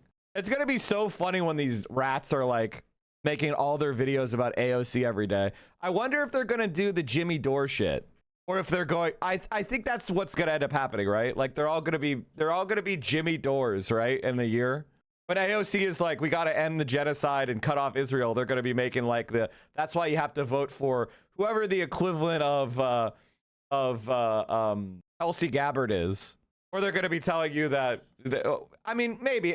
It depends on how much they fall off, right? Depends on how much their numbers go down. Even if they have no tattoos. This is number 3. It was baked. And now Republicans have a race in the Senate where, maybe the Democrats have a flawed candidate, but now the Republicans have a just as flawed, maybe more flawed candidate. More money to spend, too. Yeah. They basically sacrificed Cornyn, who was a huge, prolific fundraiser, had a leadership position, for somebody who has legal issues, will come in and have to hit the ground running. And why is James Tallarico flawed? I don't think he's flawed. He's not even vegan. If that was a flaw. Being vegan is not a flaw, by the way, but they're accusing him of being vegan. They don't have any real dirt on him. If they had some real dirt on him, they would accuse him of something worse than being vegan. I'll give people... There's quite a few sound bites. I think you haven't been spending enough time watching campaign. I think my grandma would say he's a little progressive on his ideology. Ken Paxton is going to turn voters out, though. That's the bet that Trump is making. Hold on. Your grandma would say that sentence?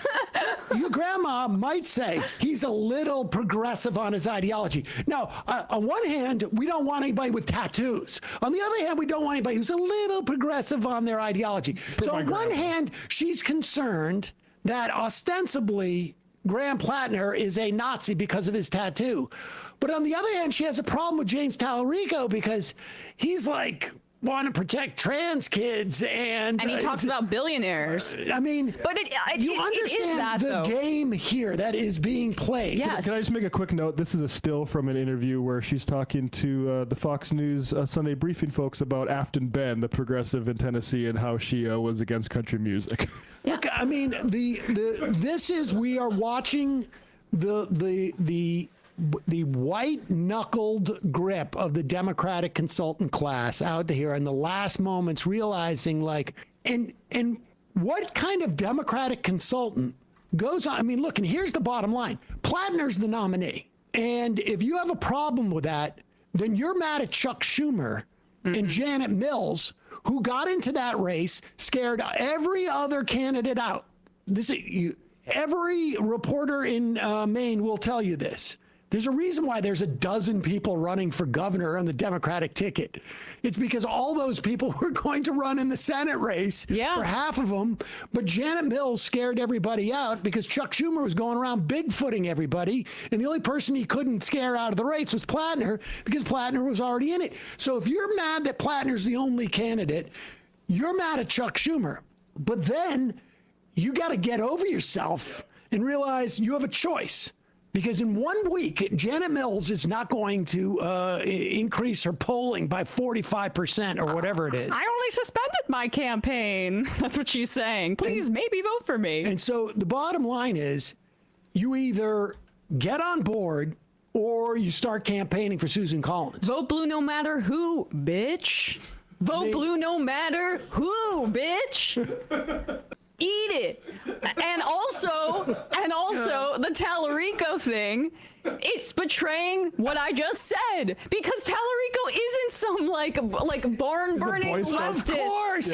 But it's the way he's campaigning. She would prefer a Colin Allred style campaign from last cycle where he sat on his ass and consultants like her got really rich because he didn't go across the state. The closest we've gotten to flipping that Senate seat was in 2018 with Beto O'Rourke, and he made some poor choices with going all in on gun control and stuff like that, and it didn't work out. But what he did do... Well, the reason why he did that is he wanted to stimulate the base, but he didn't want to have a populist campaign. So the only position where Democrats are super fired up on that doesn't offend donors and the capitalist class is gun control, right? So that's why he did that. It's the same thing with abortion, right? You can be really strong on abortion and gun control, and it doesn't cost anything for the rich.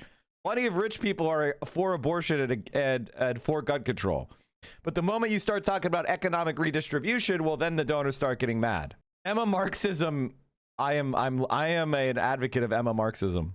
So that's why they do that. Now, a lot of people like guns who are left-wing economically. I call these voters the smokestack voters. That's my name for them, which is they're economically left, but they have various conservative views, not necessarily like social views, not necessarily all conservative social views, but they have some conservative social views. Like some of them will be abortion people, like anti-abortion people. Some of them will be really pro-gun. Some of them will have some like homophobic views or like toxic masculinity or misogyny, but they're left-wing. And these smokestack voters are swing voters. They will vote like, people have weird idiosyncratic takes. And like, as long as we think like a woke and present as a chud, and we are speaking about economic issues first, they'll vote for people that are pro-trans and pro-abortion and whatever the fuck, because if that's not the relevant topic, that means economics are, which means we're winning. And then when they're part of our club, we can kind of like make them more normal in other ways, because that's how people form the way people form political identities is by ascribing themselves to a group, and then they start to conform to the group. This is how it works. If you want persuasion, it's a social milieu. Like, that's what persuades people. Persuasion, that's why people like hate on me, even though it doesn't even make sense. Because in their social milieu, I'm a boogeyman. It's not based on like arguments I make or positions I hold. It's like Mike is a, whatever other they've created. They put me in that role of the other, and they performatively act against the other. It's not like an argument like, oh, Mike's argument on Medicare for all is actually class reductionist, X, Y, and Z reason that I'm not intersectional. They don't make those kind of arguments. It's like Mike is white or something, which again, It is true. I am. And I do have, like every other white person, I have white privilege and I have blind spots, but it's not representative of like my politics being white supremacist or something, right? But optically, I'm a abrasive, loud white man. Like, of course, you're going to be skeptical of that if you come from certain social milieus, right? That's why they always talk about kids going off to college and being woke and gay. Well, yes, because the kids are no longer in the social milieu of the parents. The parents are controlling them. Now the kids are out in a new environment. That's why college is significant, because you're pulled out of the environment that was engineered to you for your parents, and you're put into a position where you need to find yourself as an adult. And due to the various experiences you have at college, you might radically change from the position that your parents constructed for you. That's why college is such a significant point in so many people's lives, is because it represents the change of a social milieu, which is how people change. The smaller chat's decided you're an FD hater. I'm not an FD hater. I just don't. The people that are hating on FD are not pro-Plattner leftists like Majority Report, myself, or Hassan, or Kyle Kalinske. We may be cringe on various takes, but we're not the ones calling him a liberal Zionist. I call ContraPoints a liberal Zionist because she is. So that's my main disagreement with FD. And being anti-Graham Plattner, I think, is a poor strategic decision. If you care about advancing progressive policies, including racial progressive policies, Graham Plattner is the right choice. If all you did was care about advancing the position of black people in America, you would vote for Graham Plattner. Just like you would have also voted for Bernie Sanders twice. Materially, they had policies that were directly designed that would have helped black people more than white people. And the most radical black leaders in the country were all standing behind Bernie Sanders. And that will be the same thing with AOC going forward. Like, it is what it is. Like, if you're analyzing it not optically, but materially, that is true. Now, the thing is, I'm a white man. How do I convince black people of that? It's not by me telling black people that and talking down to them. That's insane. That will never work. It works by doing things like electing leaders like Summer Lee and Chris Rabb and Cori Bush and Jamal Bowman, and having progressive and socialist black leaders speaking to their own community and organizing their community and making those the inroads with the organizations and the third spaces and the civic community that black people are enmeshed in. That is how we do it. It is not white people going like, actually, I support reparations now. That's not going to make black people trust me. Of course, and I wouldn't expect it to. That would be insane. We have to be in community. We have to have direct connection and trust, and it has to be built over time. And there has to be a quid and a pro and a quo. Okay? We have to exchange. We have to actually deliver. People have to say, hey, Zohran Mamdani delivered for my community. That was successful, and you should read David Griscom's book. It goes into it right in the introduction, was that he traveled. I don't know how to be more sophisticated on these issues. Like, if you guys feel like I'm not sophisticated on this shit, please tell me more. I'd like to know who you consider sophisticated and what they're saying. The thing is, I'm not pandering because white people want to be the center of the story. And what puts white people at the center of the story is the idea that white people just didn't talk the right way. That's centering whiteness. That's not true. Bernie Sanders didn't lose because he didn't talk the right way. Bernie Sanders lost the black community, at least in their first choice. He was still popular with them, but he wasn't their first choice because he didn't bring home the bacon. He didn't have a record of bringing home the bacon. He didn't have that's why. Black people made a decision based on the track record and who was the person that was connected to the organizations and institutions that support their community. It wasn't because Bernie Sanders didn't pander enough or didn't speak a certain way. Okay? That's childish. That's wrong. It's not to say Bernie Sanders could have been better. Of course he could have. But we have to be more serious. And it is centering whiteness to pretend that it's just the way that we talk. Some of this is out of our hands. And if you think I'm wrong, I would love to hear somebody more sophisticated than what I'm saying. All across the state. And Tallarico is doing that, but with a better campaign message. And by the way, this isn't really about FD, by the way. I'm talking about the white people, like the people that want to like disagree with me about why Bernie Sanders lost black people are overwhelmingly white. It's white liberals that are trying to pander and talk to other white people. It's not, I'm not correcting any black people here. This is white liberal and white rad lib nonsense. This is not black people. Like, you know what I mean? Like, give me a break. Like, the online space, especially the political realm, is overwhelmingly white people, you know? And like, this is a white space and it's male. It's more male and more white than anywhere else for left-wing politics, especially on a platform like Twitch.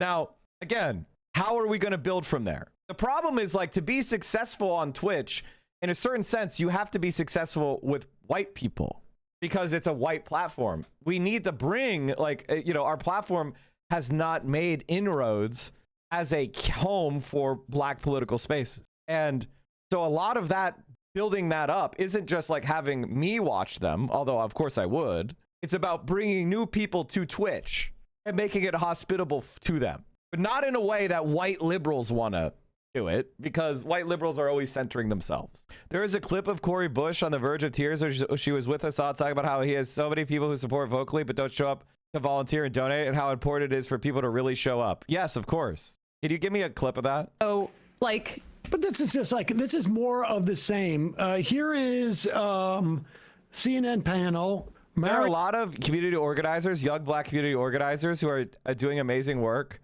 who could use the signal boost. I am 100%. I want to create that group, but I also don't want us to fall into the traps of woke one, right? Like, we need to evolve beyond the ways that the social media spaces evolve as like call out factories and non-solidarity and vicious, like, you know, jealousy and envy and ways of like trying to throw bricks into the storefront of other people, right? We need to have a community of responsibility and solidarity, and the culture needs to be built. Mariana Sotomayor, the Washington Post reporter, there is a whole cadre of people who are afraid.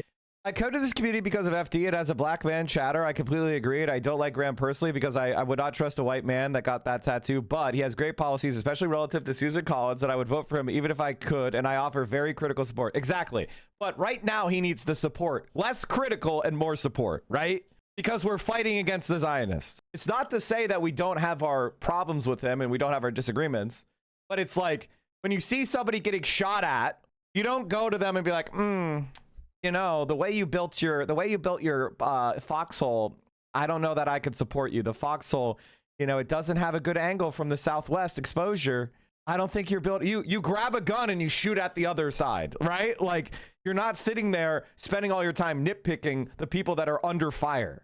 You give them the support, and then later, after we win the battle, then you come back and say, see, part of the reason you struggled is you didn't have this lined up. You didn't have that angle covered. You weren't deep enough. You didn't blah, blah, blah, blah. You didn't have this weapon ready. You didn't have this visual line. Like, then you nitpick. But when they're under fire from the enemy, you're helping support them. Then you come back, and because of the support and trust you've built, then you rehabilitate and you work on correcting the problem, right? Do you understand what I'm saying? Right now, what we need on the left is support. Not endless criticism, endless, circular, purposeless criticism. It must be criticism for the purpose of victory, not criticism for the purpose of navel gazing and virtue signaling and kind of a, you know, circular firing squad of bullshit. That is the problem that we have. The culture of the left online is dog shit, and it is not what we need it to be if we're actually going to seize fucking power.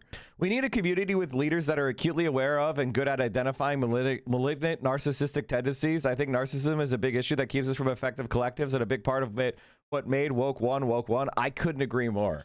And in fact, you know, all of us, anybody who wants to go in front of a camera and give their opinion like it matters, has narcissistic tendency. Anybody who wants to lead anything, anybody who says, I want to be president, or I want to be senator, or I want to be congressman, I want to write laws, or I want to, you know, direct X, direct Y, that's narcissistic. It is a narcissistic tendency, or there is something wrong with you that makes you believe that you should be the one doing that. But it doesn't mean that's irredeemably bad, right? Like, you could have that, but also be self-aware and self-examining and critical. And you could recognize that somebody's got to be a leader, right? Somebody has to be in front of the camera. Somebody has to be out there running for these things. And so we have to have a perspective and have self-awareness. And like, you know, I believe that I have the right attitude when it comes to criticism, but maybe I'm wrong. Again, is that if I believe, I listen to people, and if I honestly believe that I've done something wrong, I take accountability, I apologize, and we work on improving things, right? None of us are perfect, and none of us will ever be perfect. That they are losing grip on politics. Yeah. And, you know, they never thought they had control of the Republicans, or to the extent that they did, they gave up on that 10 years ago. But they thought that they had control on the Democrats. And make no mistake about it, we still have a big problem with if not the majority, certainly a huge chunk of the Democratic Party. But more and more, you can see where this is going. And largely, frankly, it was obvious years ago where it was going to go, because young people are far more engaged than when people my age were young. Good. Michigan, a non-Schumer candidate comes forward, particularly Abdul El-Sayed, then we could potentially lose a state that we currently have the majority in. Mm-hmm. And that is a problem. Does that mean at the end of the day in November, if let's say the Senate gets so close to flipping, Democrats in particular, flipping the majority, but they lose it because of these more unconventional, authentic candidates? That's literally not going to happen. Like, again, this is like, I'm sorry, but the argument they're making is we should be more like the Republicans. And it's like, 6-3 Supreme Court majority, passing everything we want, accomplishing everything that everybody thought was impossible with extreme policies. What the fuck are you talking about? The equivalent of Trumpism happening to the Democrats is AOC wins and we pass Medicare for all and we fucking sanction Israel and we build 10,000 miles of high-speed rail and we transition to 100% renewables. Like, what the fuck are you saying? I wanna win as hard as the fucking far right has won in America. I want to win harder than them. They're fucking winning huge with their authentic dipshit candidates that fuck up all the time. What the hell are you saying? It's been an ideological smorgasbord for the right. I have heard already that people are very worried of that potential outcome. It's a challenge. Okay, now she's supposedly relating this, and it's not her personal opinion, whatnot. She's just relating what people are saying. But obviously, you know who she's hanging out with, right? I mean, you know who owns her paper. Exactly. And the idea of like unconventional, authentic. There's a lot of euphemisms being thrown around here. Not a lawyer millionaire, basically. Yeah. As my grandma would say, maybe a little too progressive or a little too authentic. First of all, we should also tell you that that woman who went to Liberty University, undoubtedly, I'm sure, a member of Kufi, maybe not. Her grandma is not relevant. What's more relevant is maybe her niece. Or her contemporaries. But this whole unconventional thing, like, McMurrow was also not a Schumer pick. It's just that she's been rejected because her politics are sort of like neither fish nor fowl. She's trying to split the difference, and people are sick of it. They want to know what you stand for. They don't want to hear all of this like bloviating about why you can't do something. It is quite possible that that Plattner will lose. It's quite possible that Abdul El-Sayed will lose if he becomes the nominee. Just like it was possible for every other nominee who's gone against Susan Collins for the past, whatever it is, 30 years. I mean, that's what I mean. Like, the thing about Maine is we've already tried their strat, which is corporate centrist goon, Democrat establishment. And she got fucking dog walked. So even if Graham Plattner lost, it would prove nothing. Other than Susan Collins, for some reason, people in Maine really like Susan Collins. But the reality is he is performing better against her than Sarah Gideon ever did, even with all the daggers at his back from mainstream media. 29 years, yeah. Look, I don't care about Graham Plattner's marriage any more than I cared about Susan Collins' really interesting marital history. The Republicans are just upset. There was a lot of talk about her having an affair before she married her second husband. Yes, well, she can't throw stones. I can't imagine that anybody in Washington, D.C. is having affairs. I mean, give me a break, right? Him and his wife worked through it. That's all that matters. Who cares? Who cares? People want to know. That's the thing, is they can't get out of their own head about his individual characteristics as well, because they don't believe in anything. Like, people are sick of hearing about people's, you know, the tattoo and their personal lives. Why he's resonating is because of what he stands for. I know that that doesn't resonate with you, but that's the reality. Hey folks, don't forget to hit the subscribe button and check out our daily show. We do it every day at 12 p.m. Eastern for about 2.5 hours. We even take phone calls. We even take phone calls. They act like this is so fucking new. The problem for them is if he wins, he destroys their whole argument because he disproves 30 years of centrist nonsense. That's the other reason that I'm a Graham Plattner supporter.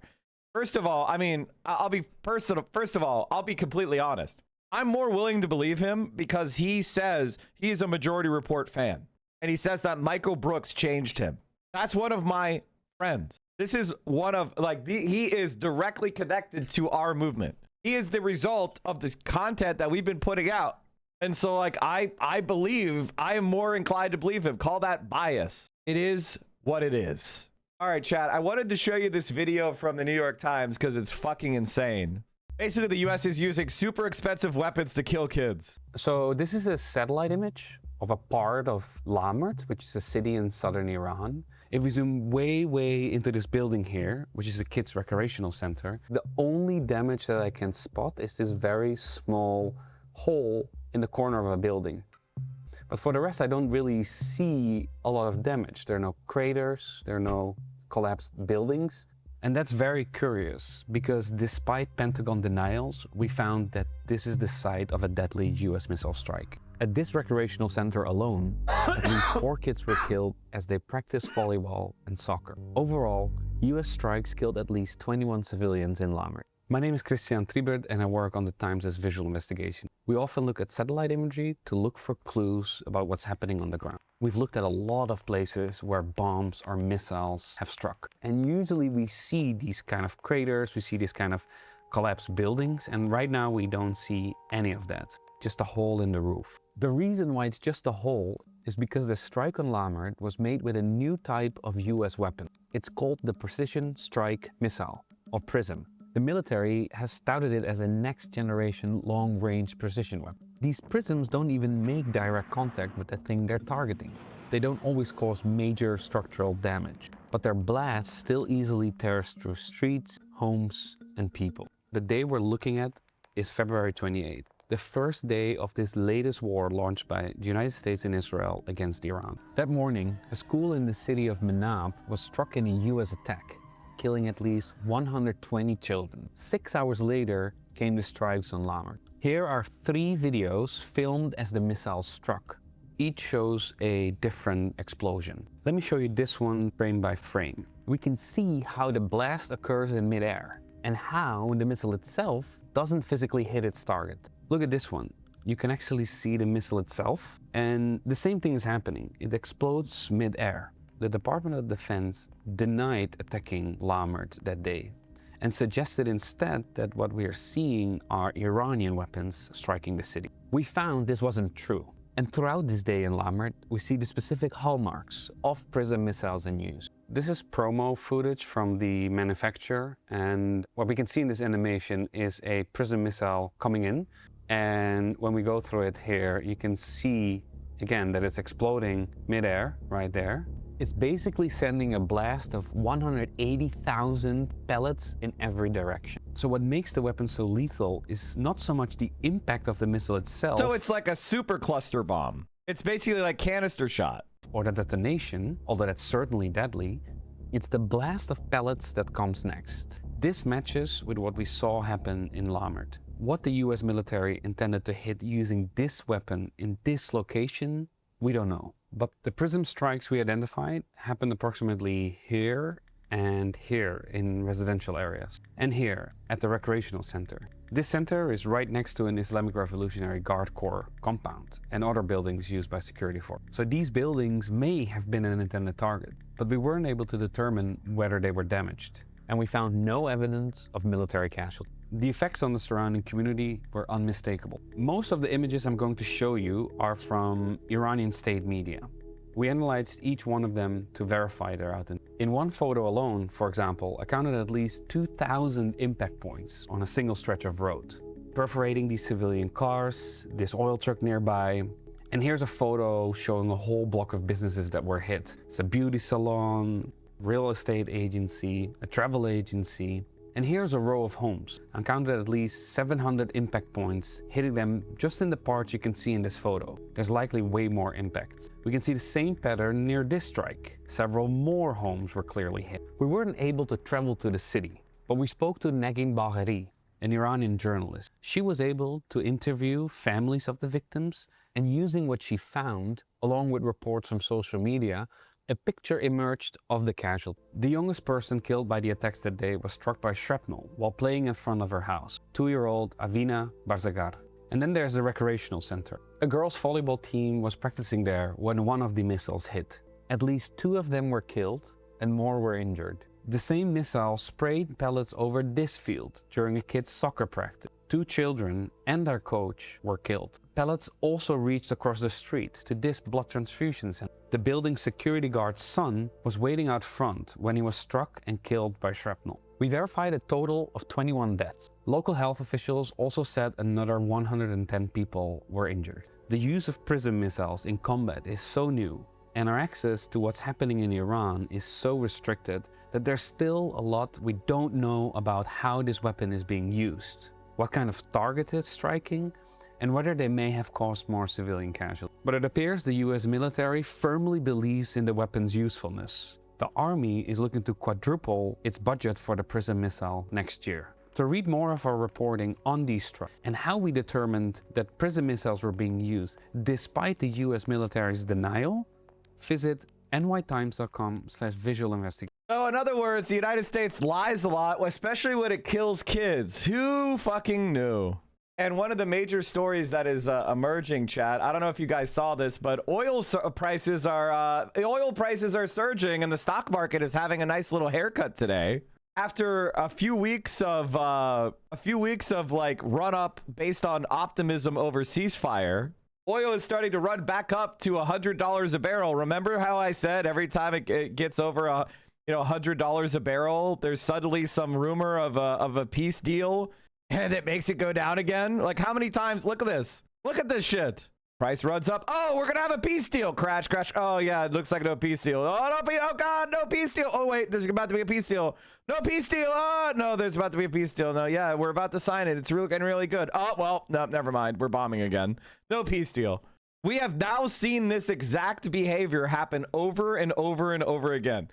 So once oil hits about $100 and some a barrel, 110 for Brent and $100 for US light sweet, there's going to be some credible new fucking argument about how there's going to be a peace deal. Mike, did you see this? Okay. Well, we'll have to see how that works out. Mike, is this going to burst bubbles? I don't know, man. Like the AI hype is insane. And the SpaceX IPO is fucking crazy. I think it may be the most corrupt thing to ever happen in the history of Wall Street, and that's saying something. Sellers are pulling homes off the market at the fastest pace since 2020. Because why? Because nobody can pay? Because the bond rates are fucking climbing again? Wow, they dipped quite a bit off of the rumor of a peace deal. They were really starting to spike, and then they're like, oh yeah, there's a peace deal. And then that's it. The make-believe peace deals, they work so well on the market. It's crazy. Oil bosses warn prices will soar in a matter of weeks as inventories near unprecedented lows. I mean, really, really low levels. Exxon Senior Vice President Neil Chapman warned at an industry conference on Thursday that such drawdowns can't go on indefinitely. We're approaching unheard of inventory levels. I mean, really, really low levels. You could debate whether it's going to hit those really low levels in 2 weeks or 3 weeks, but once you get to that point, you'll see the price shoot up. Oh, Bitcoin is also eating shit. A lot of people are no longer, like, Bitcoin, I think, might actually be cooked. Because people are now longer speculating in Bitcoin. They're speculating in AI stocks. So, like, why buy Bitcoin? It doesn't even have that much appreciation ability when you could buy Dell and it go up 25% in one day. Trump bought $1 million in Dell stock before Pentagon signed $9.7 billion contract with company. Go out and buy Dell Computer, Trump said during a speech in Georgia, days after his investment portfolio made a large purchase of Dell shares. This is literally a pump and dump. You can't beat him, chat. I should just join him. Can't beat him. Might as well just join him, right, chat? No, I'm kidding. I'm kidding. Don't listen to me. I'm not giving you financial advice. All right, I was supposed to watch this and make fun of him. News stemming from his relationship, his ties with Sheikh Omar Abdul Rahman, testifying at his federal terrorism trial back in 1995. So that was something that was brought up. Certainly, there was some media attention on that. Some of his opponents brought that up. But ultimately, here you could see the Democratic voters here, or enough of the Democratic voters here, because Hamoui's probably, you know, if this lands at about 30%, I wouldn't be surprised. Enough Democrats in a crowded field are good with Hamoui being their nominee here and very likely their next congressman. So with that, we will just remind you of the other major thing that happened in New Jersey earlier tonight.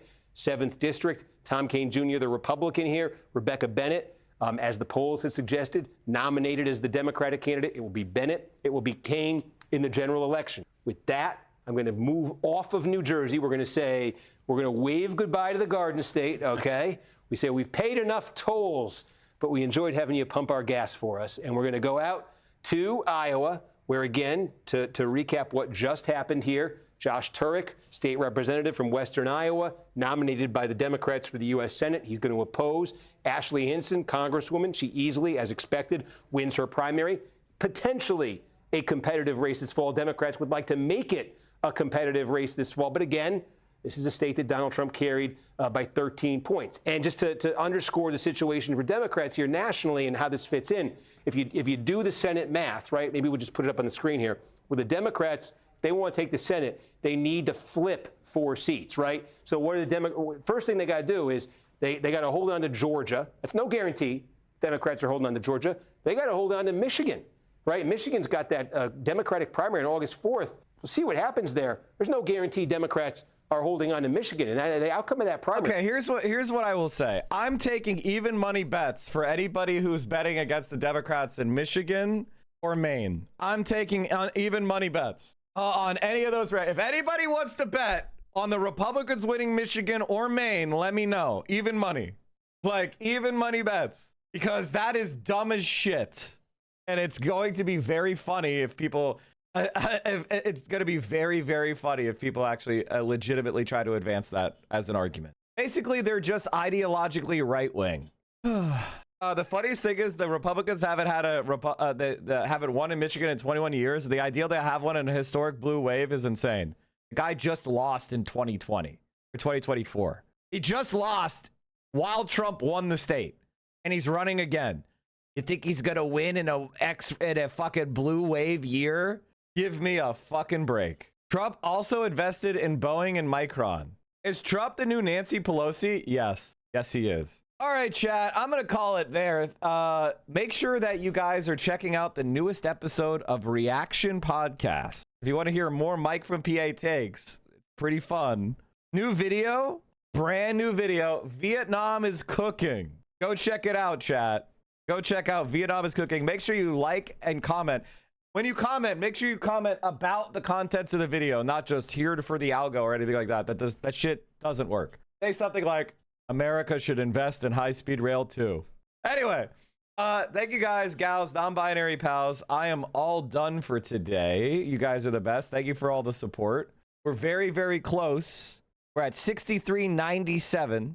So thank you, guys, gals, non-binary pals. You're the best. Where am I going to send you? Who's live right now? Oh, I know who's live. One of my podcast co-hosts, Freda, he is live. He's gaming right now. He's playing Master of what? Master of Command. This is an extremely fucking nerdy. Appears to be a Napoleonic War simulator. All right, everybody, stay safe. Gamers in. Thank you for all the support. Here's all my links. I'll see you all soon. Stay safe. Solidarity forever, my friends. Socialism is winning.